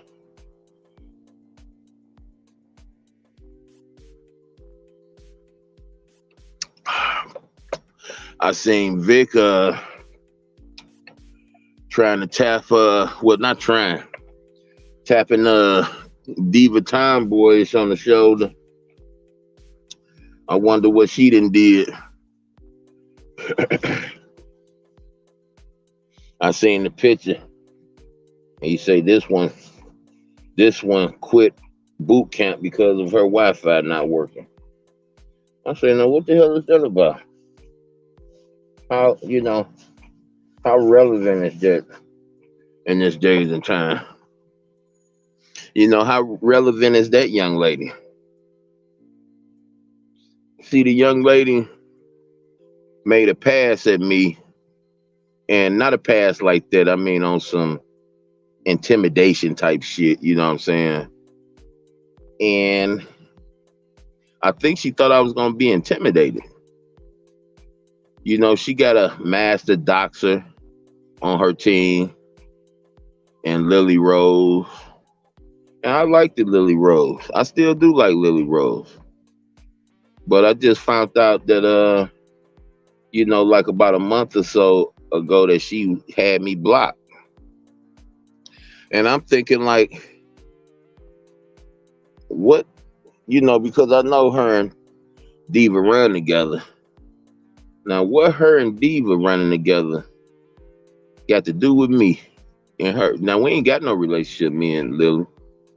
But I always gave her respect. When AOV was trying to drag her, I never, participated in that. I called out what she did. At the time. But, I've seen people do worse. So it ain't like, even though I called out what she did, it ain't like I condemned her. And, I had been seeing her. But I seen everybody speaking to her, and I'm like, huh? Why everybody speaking to Lily Rose? She ain't like she be over here. She was there.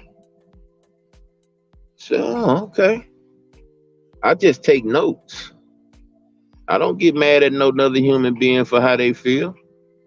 All I know is everything happened for a reason.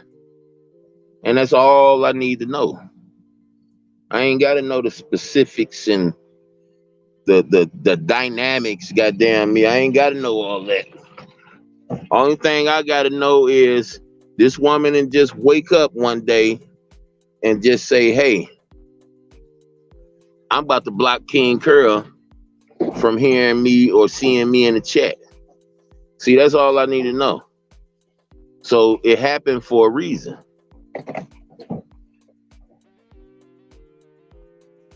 Well, she give herself the impression that she's a master doxer. She got real strong secretary like game skill. Maybe I might be undershooting her. So, if she was ever to see this, no shade thrown, but secretary is the best I can come up with because of the organization that's needed. The organization that's needed to maintain that job. So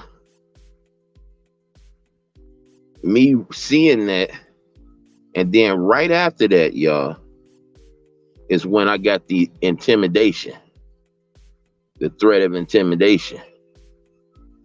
And I'm gonna just accredit it to, like Ben Rains said, or not Ben Rains, Ben Diesel said, I'm gonna just accredit it to, she did not know who she was fucking with.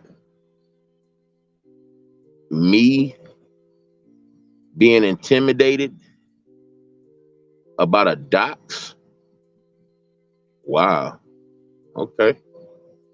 Okay. I guess I guess if it makes sense to you, then it's okay. You seen the new info in the hall with the governing body? I ain't been to the hall. I ain't been to the hall since right before the pandemic broke out.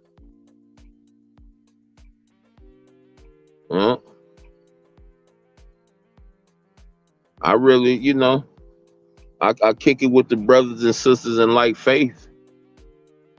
But it really ain't no business me. It ain't no business of me being there until we get some things straight.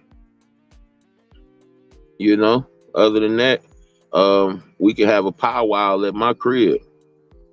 We can sit down and discuss scriptures on my channel, at my house. I ain't got to go there to do that. Respect to anybody that do go there and get that spiritual food. I'm gonna tell you one thing: you ain't got all that hooting and hollering and soul singing going on in the Kingdom Hall, but I felt real good and was touched every time I went. Just the empowerment of that speaker that day, always touching something that was going on in my life at that particular time. You know how many times me and my wife then looked at each other? We didn't have this brother come from a hall way across Michigan. You did come up in our hall and give a talk, and 40% of his talk is stuff me and my wife had been arguing about, debating about previous days before, previous weeks before. They're telling everyone all the governing body is fully, and so is 90. Wow.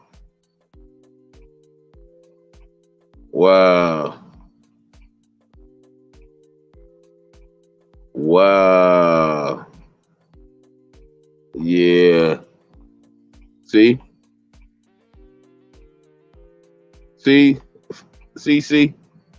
Now see, your homie, your big homie don't even know none of this stuff, man. Just to show you, man, that Jehovah will not be mocked. He will not be mocked.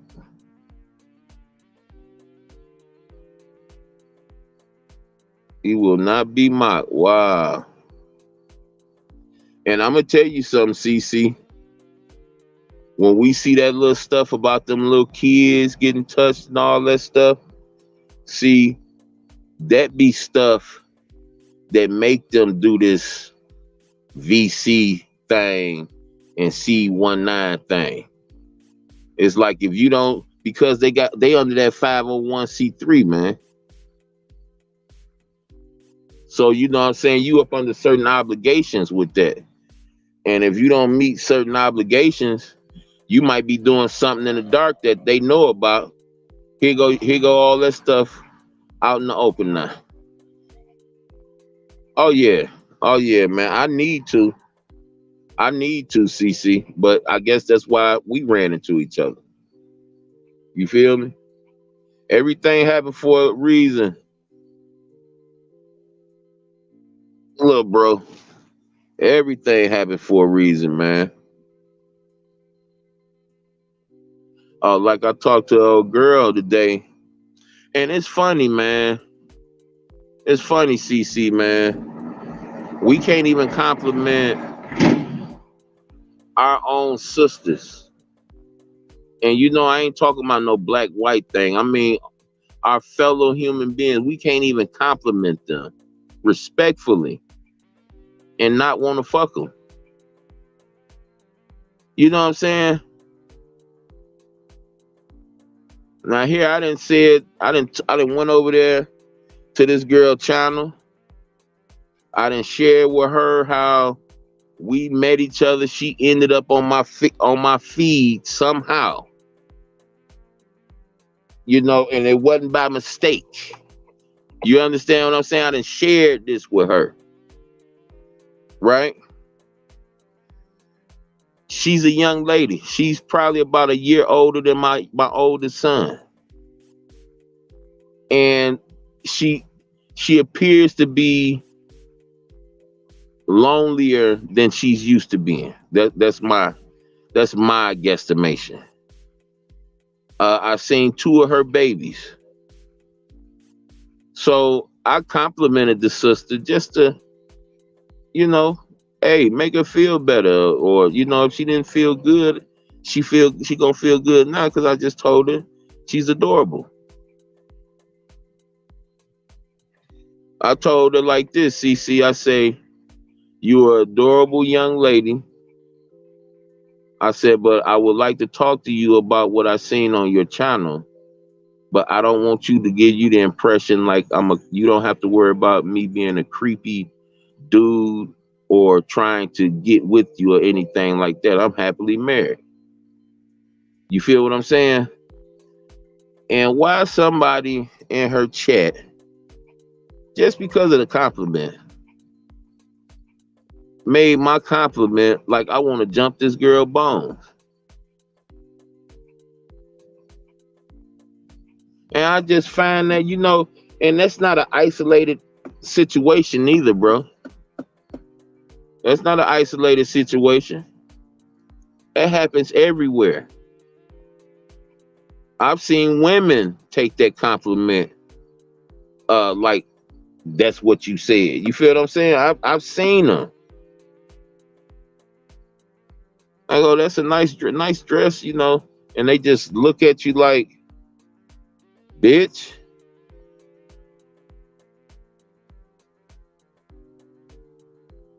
And it make people stop doing it. You know what I'm saying? And that's what it's meant to do.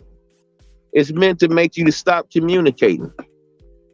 Because you got to remember, man, to the people that run this place, communication is not a good thing.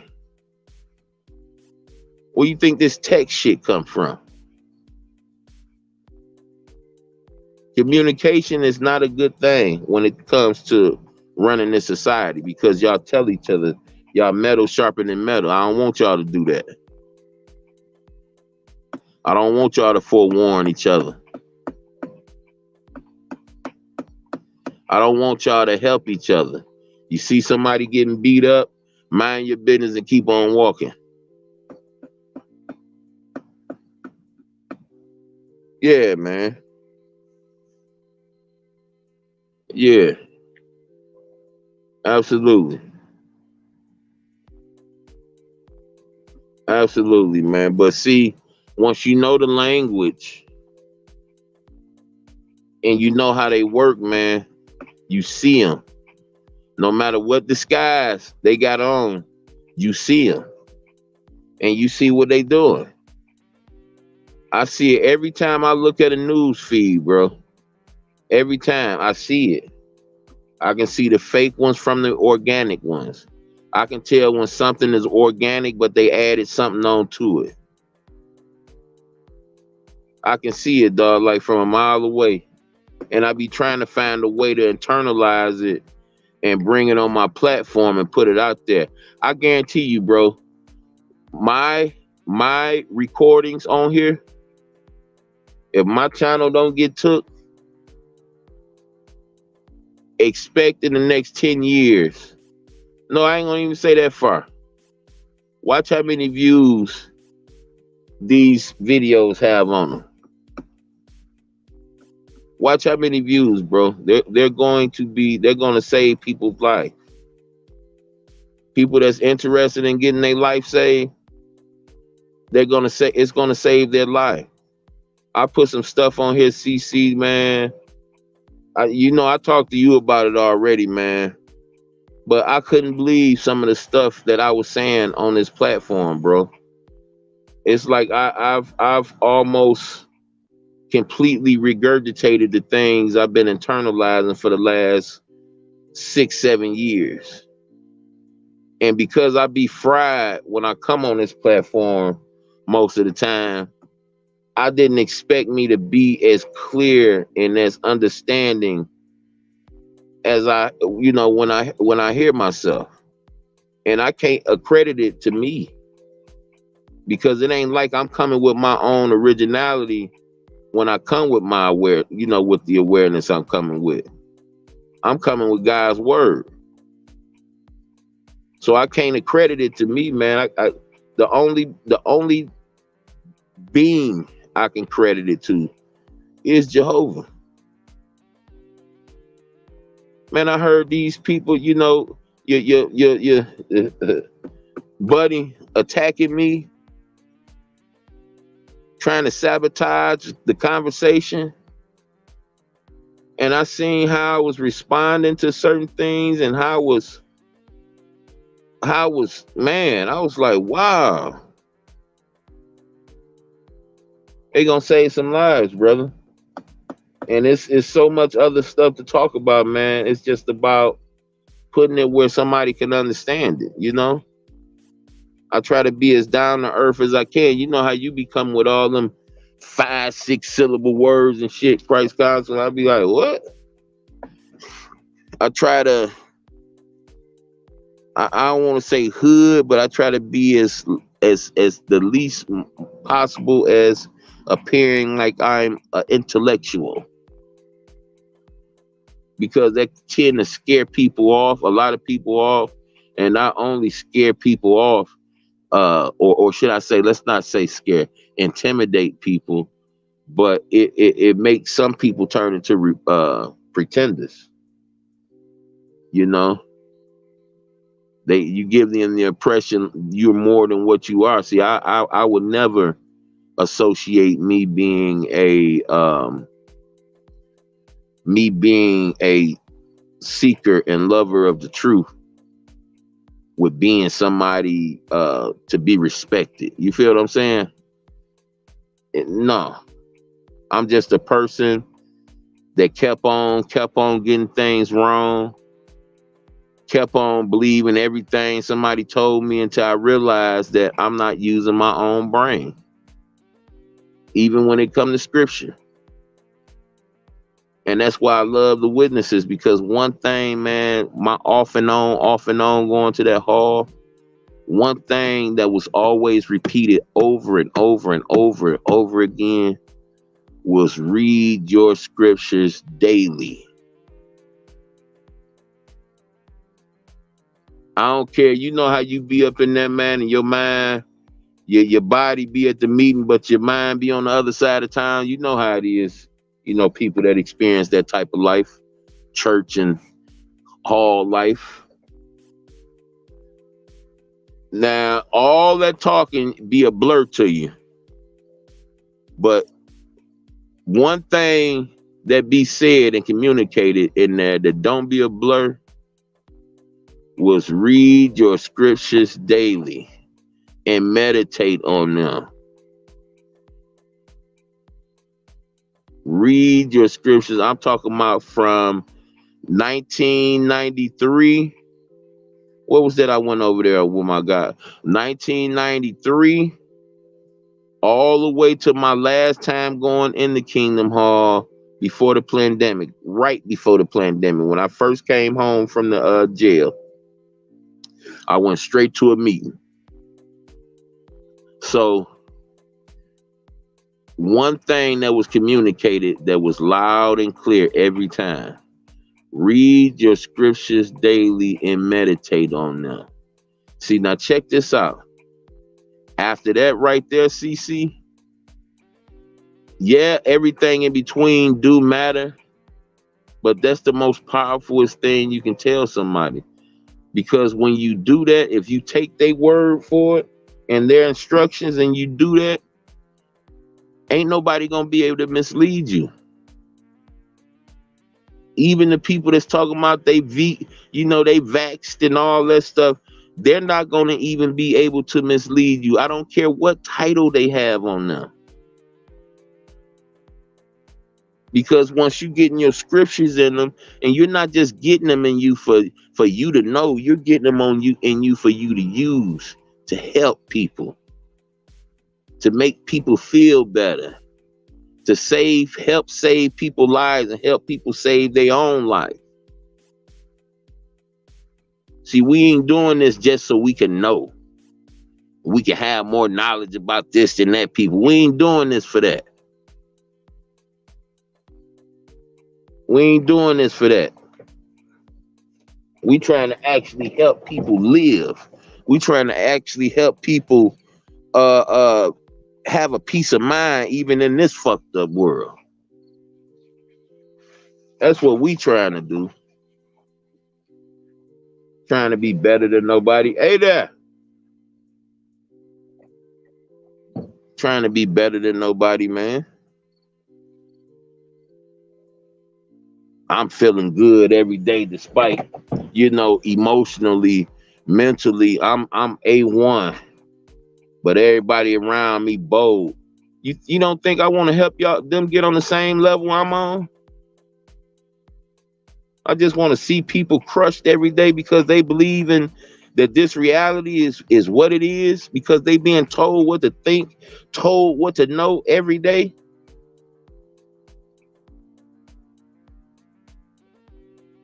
If I'm getting something good, I'm trying to help. I'm trying to pass it along. I ain't trying to keep it to myself. I ain't that nigga. I ain't never been that nigga. That's why I'm in the position I'm at now. Because I've always been about helping people get better and be better. I ain't never been about kicking nobody, putting my foot on nobody's goddamn neck. Not unless we playing some Madden. Now we playing some sports, yeah. I'm about that. But we talking about real life. I'm not trying to be better than you in real life. I don't even have the desire to be better than you. I don't want to get the impression like I know more than you. I got more money than you. Nah, man. That's for lame ass niggas. I ain't no damn lame. I don't give a fuck what you got. That's what this awareness about. I don't even want to know more than you. That's why I'm trying to tell you what I know.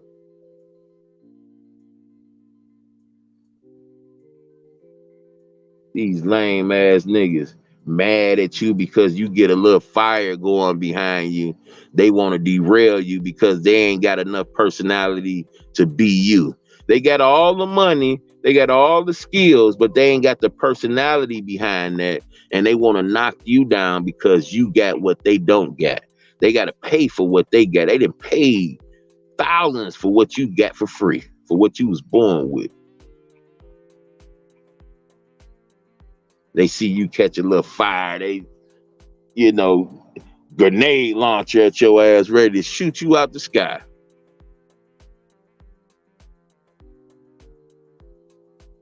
See, I'm gonna be the first person y'all meet that don't give a fuck about no subscription, that don't care about none of that shit. I just want some wholesome conversation, and I want to spread awareness. Whatever I see that don't look right, don't smell right, I'm gonna share it.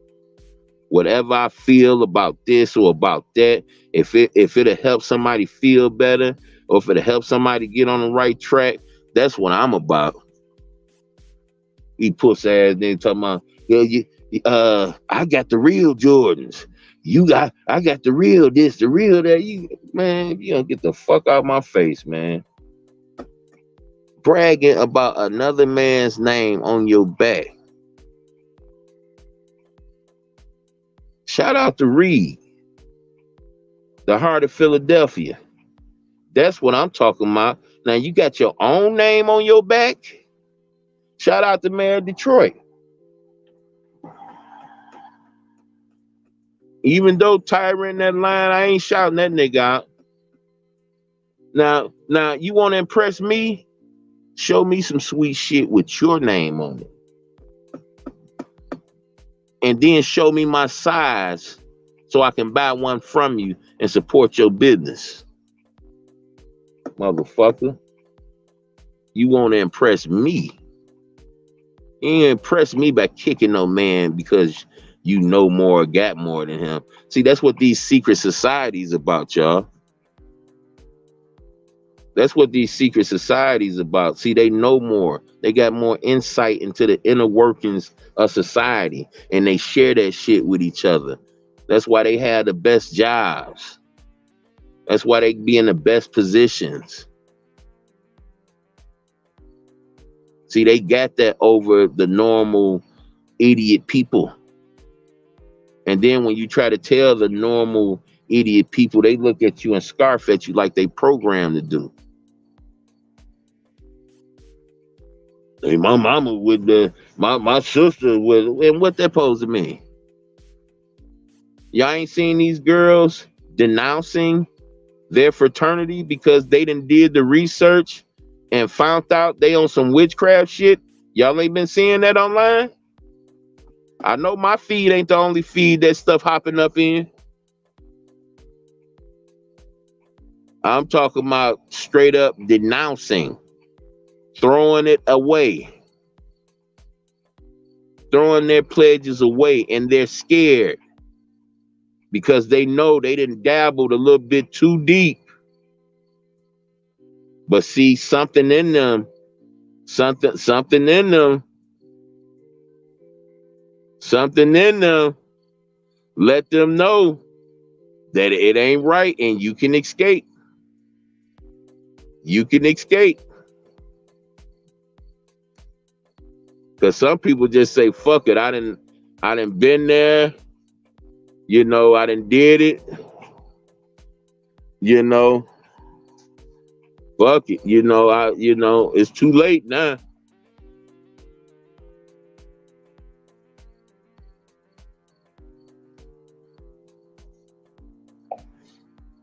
Nigga say it's too late now. I done gave my mama up. You understand?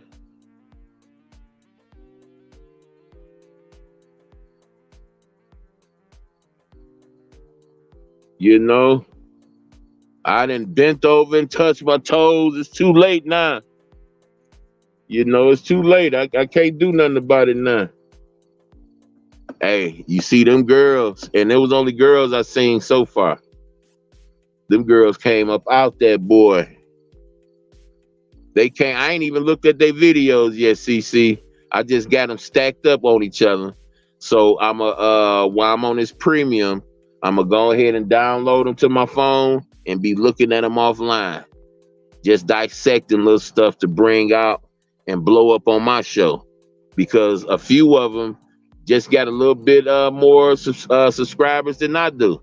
So while they still in they state, after I look at their background story good, you know, we gonna reach out to them, bro. You know, I got to use hold up. Oh, it ain't show you came up there yet. No, I got to use UCC. You know, get these interviews, man. We put this awareness out here, man, because these niggas think Curl, just because Curl the brokest nigga in Detroit, niggas think Curl be playing, man. Be thinking Curl don't really know something, man. You know what I'm saying? And look, it ain't the point that I don't be playing. The point is, I know that if I raise a little bit too many eyebrows, they gonna kill me right off the bat. See, that's what I want y'all to recognize. When I say I don't care, it's to the people that really do got the power to take you out and make it look like you did something you ain't never thought about doing. All because of this little thing. Y'all think it's a joke. All because you spreading awareness, they will kill you. ACC, you remember you heard about the nigga that made the movie Gray? He made a movie about the New World Order on how the situation goes down. He made a movie about it, man. They killed him and his whole family. When it made it to the news, they say he killed his whole family and then killed himself. About to get ready and premiere the movie and everything. About to finish the movie, and he just all of a sudden killed himself, his whole family and himself. So figure that part out, dog. It was called Gray something, y'all. I can't remember what it was, but the movie was getting made, and it was about to come out around the Operation Jade Helm and all that, when they had the Russian soldiers over here training on United States ground. Y'all remember that? Now, I wonder what they was training for on the United States ground. See, I told y'all, there is no more countries. They let the dummies think it's countries. They let the dummies believe in the flag. The flags don't do nothing but worship Satan. They don't. The flags don't do nothing but promote the worship of Satan. Flags don't mean nothing. All of these nations are together. All of them are together. Y'all know how y'all seen that fake ass image of Gaddafi getting killed over there? Yeah. Gaddafi exposed what's going on. But he didn't die. Not like that. He died behind closed doors. Just because a person come out exposing Illuminati don't mean that they not a part of it. Y'all got to get that through y'all head. Y'all better go research Tupac. Y'all better go research his whole fake life. From the Black Panther mama. Is it trying to rain? I don't see no clouds. Y'all better go check out his whole fake life.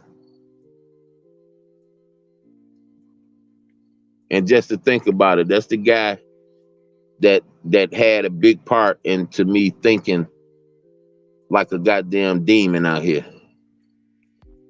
That's the guy. A whole fucking fraud.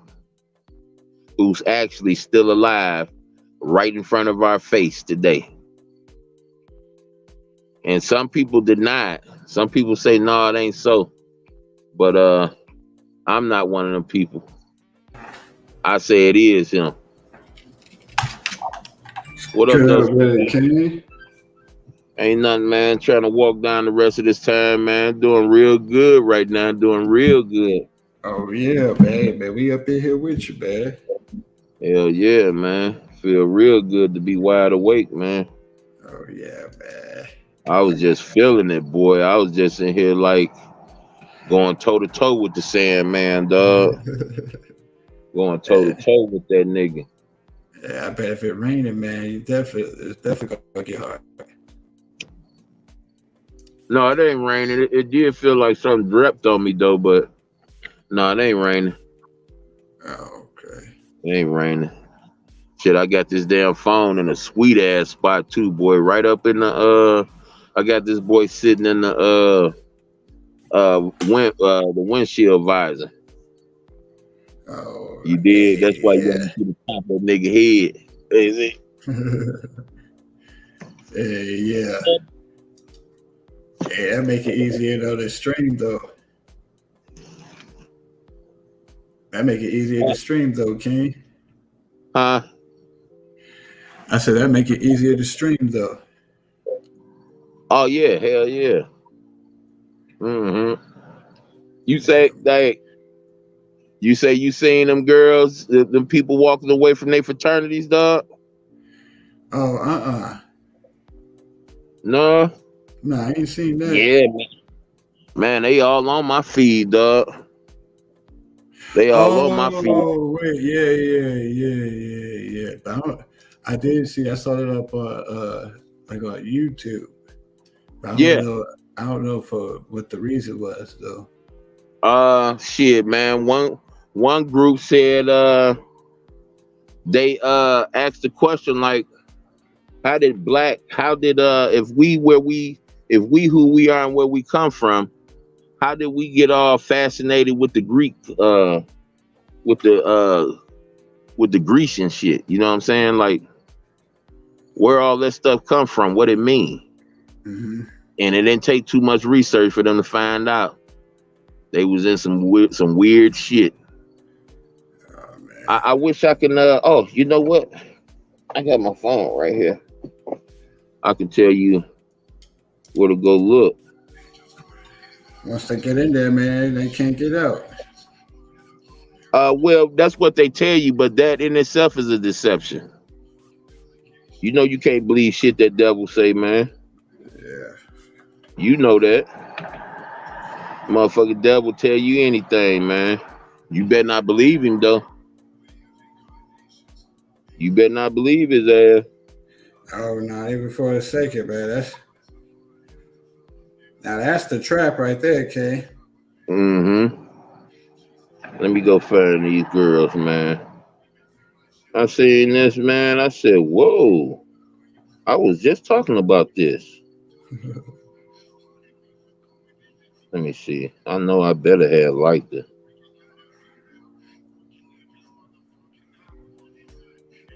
No, I'm going too far.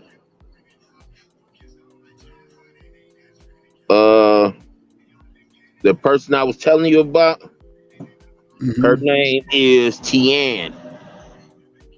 You said Chien? Tian. Okay. I'm about to tell you her last name. Not the fraternity people. The person I was telling you about, the young lady who I told you about, was on my feed. Okay. You know what I'm talking Yeah. Oh about? Okay. yeah. You say You you gotta want? send it to me? Or you gotta play it? No, I'm just about to get the name of it. I don't know how to do all the other stuff yet, CC.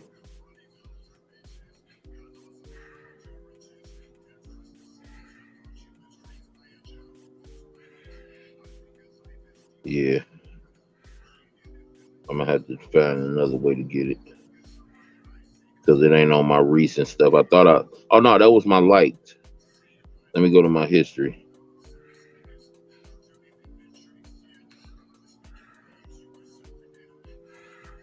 Because I know I just seen this a couple days ago. Can't be that far gone. Give me 1 second, dog. Uh, You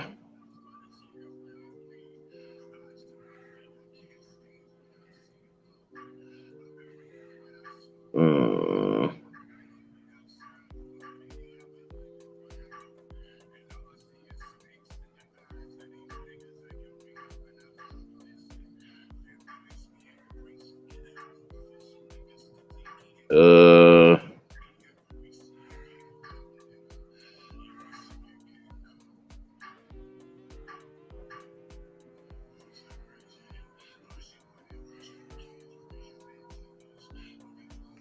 damn.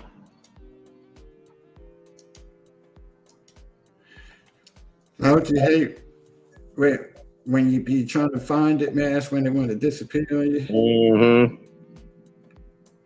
Okay, here go one. Knew they wasn't that far. Uh, Kayla Hamlet. It's called, well, on the thing it say hidden in plain sight, denouncing AKA paying a price to follow Christ.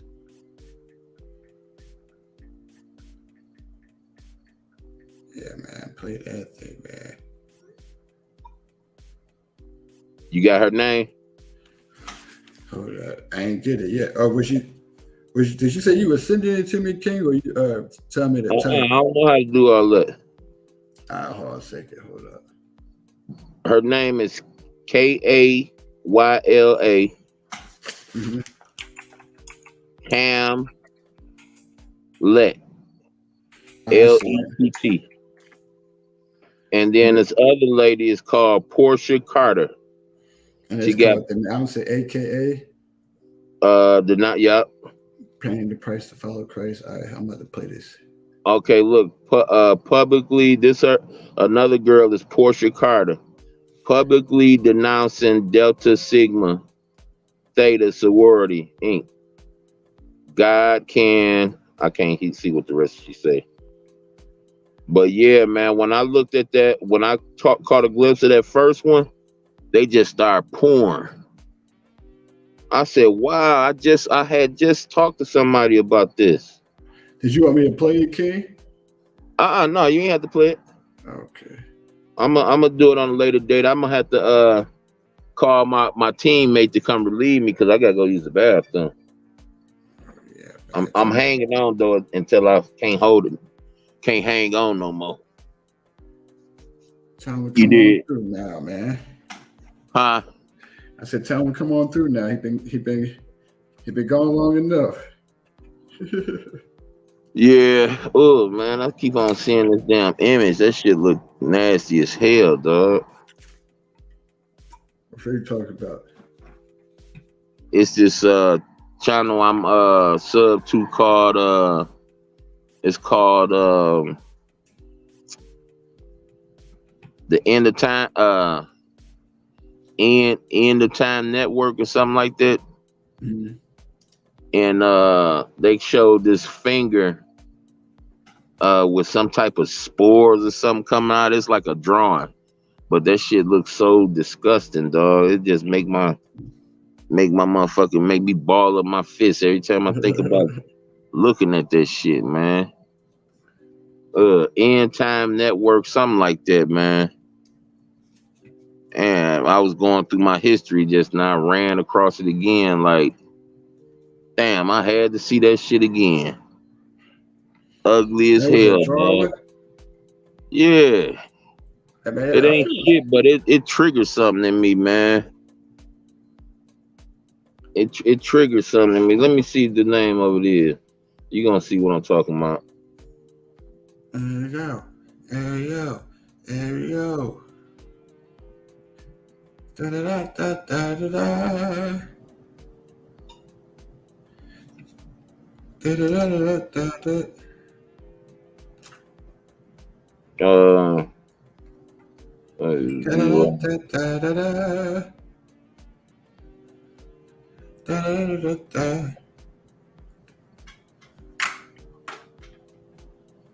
They show you this ugly ass image so it can torture you.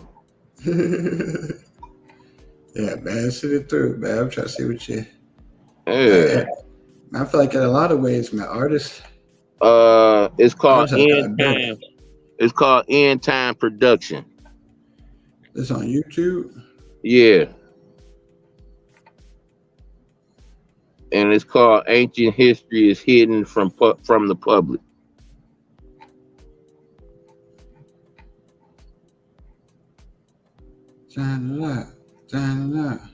You see it? Look it up now. That shit ugly as hell, dog. Shit make my skin crawl.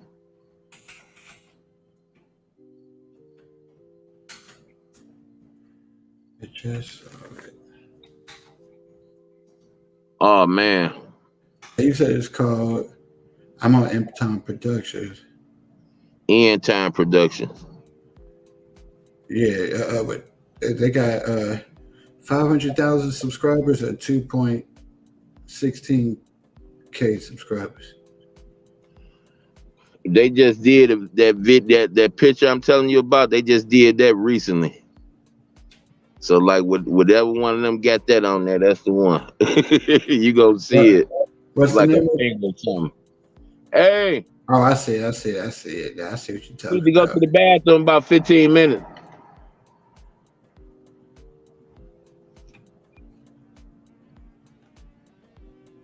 I ain't ready yet. I'm gonna end this live first, and I'm gonna call you. All right. Yeah, man. You see it? Yeah, with the pods and the maggots in the finger. Yeah. Yeah. Look that look on your face. Yeah, that's the feeling I get inside when I see that motherfucker, man. Like, ugh. Like, damn, why I had to see that? That's ugly as hell, dog. So check this out, CC. Every like 3-4 years, I buy me some new ACG boots, right? Mm-hmm. How about this year was the first time I bought them motherfuckers under $200? Oh, the price dropped. I'm surprised with COVID. No, they in season. They early in season already. Oh, okay. So when you catch them like that, you know what I'm saying, before they all sold out, that's how much they cost. They cost that cheap. But I've been having to get my shit for over $300, dog, because I had to wait till like January to get them. So I play the most I paid for one was $325, dog. $325. Are they comfy like that? Oh yeah, and they last too, dog. Like I still the ones that I work in now, I still be working in them for a couple more years. Okay. You feel me? And they like 4 years old now. What about Timberland boots? Nah, Timberlands don't do me right. I'm flat footed. So Timberlands, like, they hurt me, you know what I'm saying, after wearing them for so long. But them ACG boots, dog, is you literally walking on air. You know what I'm saying? Yeah, they you literally on air. I say that if you get more comfortable than that, you talking about Rockport or something like that. You know what I'm saying? Yeah. And shit, they ain't even got Rockports my side. Not online anyway. I've been checking up for them because I ain't had no Rockports in a while. I want to go ahead and get me a pair. You know. Rockports. I don't think I tried them either. Yeah, Rockport's real comfortable, real durable too. Them boys last, and they last. You know, like when I buy my shoes, dog, I always buy like multiple pair, so I won't wear one pair too many times when I do go shoe shopping. So, man, my Rockports, I only had that one pair when I did have them, and I kept them boys looking crisp for like 2 years. And mind you, I wasn't driving. Well, yeah, I did have a car for a minute, but I was majority walking it on the bus though. In that 2 years. And they did you good the whole time? They did me right, dog. They did me right. Only reason I probably, and that was like in the early 2000s. Only reason them boys ain't a part of my squad right now is because I wore them boys down so motherfucking hard, nigga. The soul of that bitch was like trying to come up off of that boy. Oh, I remember these. I had a pair of these before. Yeah, they are comfy. Hell yeah, man. Especially for my big ass. Them boys be right, dog. I bounce when I walk. You dig? Oh, and they last, man. They real they go through I show you my shoes now, dog. And my shoes ain't you know, if I take him to a shoe shine, man, he can make them look like new in no time. You said they're boots or the shoes? Boots. Oh, yeah. Boots. Hell yeah, man. I had the shoes. You had the shoes? I ain't never seen the shoes. Yeah. Yeah, they got shoes too. Mm. I think I want them. I'm gonna go ahead and grab since they kind of old now. Them Griffies, dog. Oh My yeah. son got a sweet ass pair, but I don't want the kind. I don't want the same color he got though. I want to get a Uh, different color. He got them red, white, and blue boys. Them bitches cold, nigga. Them bitches cold. I want them black and turquoise boy. You black and did? turquoise. Yeah, hell yeah. Hey, you Them can old definitely find Seattle them. Mariner, them old Seattle Mariner colors. I Oh want yeah. that. I want them colors. I like them colors. I take them. You That's should what be I able to want. find them now, King. Nah, man, I ain't been able to find them. My wife been looking for me too. You I ever ain't been check able like to find them. Goat? Huh? You ever check Goat? Goat? Yeah. Uh-uh. Yeah, they got everything on there. I think I did. No, no, no, I didn't because I'm thinking that's the name of the damn shoes. Yeah, Goat. like it's a website that so you go and buy shoes on there. Buy Okay. and sell Okay. shoes. I'll check them out. Yeah, they got everything on there. Man, I gotta use the damn toilet, dog, but I'm gonna wait till I go home, man. Fuck that. Fuck that. I'm gonna hop in the shower when I get off that boy. Ain't trying to. I don't like, man. You know, now that I got older, dog. I can't use the bathroom without washing up right after, dog. Oh yeah, I know what you mean. Straight up, man. I can't imagine myself doing. I don't even know how I did it. Up until like 10 years ago. I don't even know how. Like, I ain't no way I can sit down or put on no draw. You know what I'm saying? I can't do shit until I, complete the mission. Mm-hmm. You know. So when I gotta do it here, it's probably been all this time I've been here. I probably had to go in there like twice, no more than 3 times. That's because I really, really had to.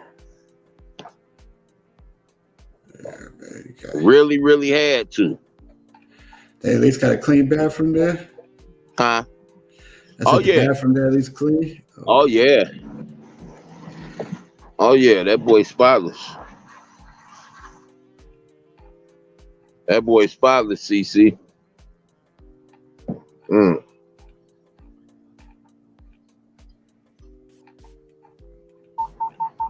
Surprised the shit out of me.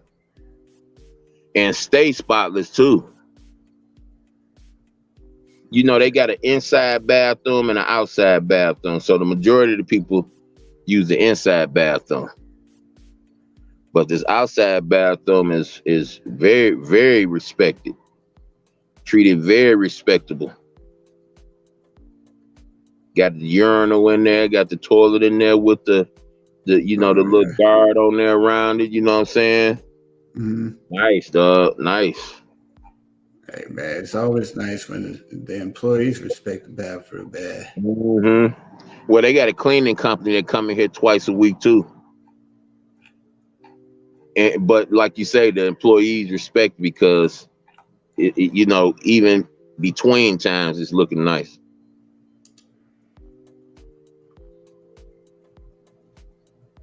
Yeah, man. But I'm gonna get up off here, CC. I got to get up out this truck and go in this booth, man. You All right, did. then, King. I appreciate you, dog, putting this 3 hours down. You underdid. Oh yeah, man. Always, man.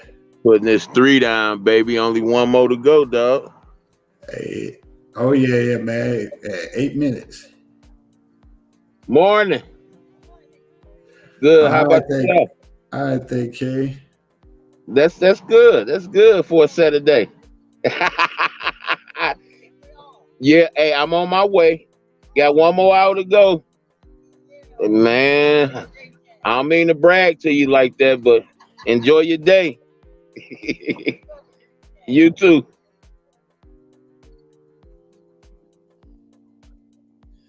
Yeah, you know your boy Curl. Got to make sure he got a job within a job with his job, baby. Got to please the bosses, dog. Got to communicate with it. Nice talking to y'all, man. Thank y'all for keeping me woke. I got an hour to go, baby, and it feel good. Thanks, YouTube. Thanks, my people, coming through.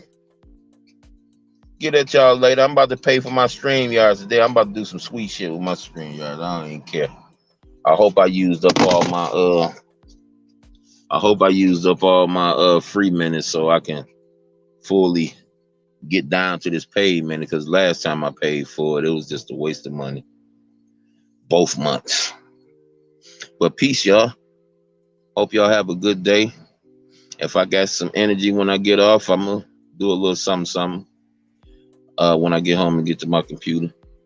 But till then, thank y'all. Y'all have a good day. I'm gonna look on the replay. Y'all have a good day and stay peaceful.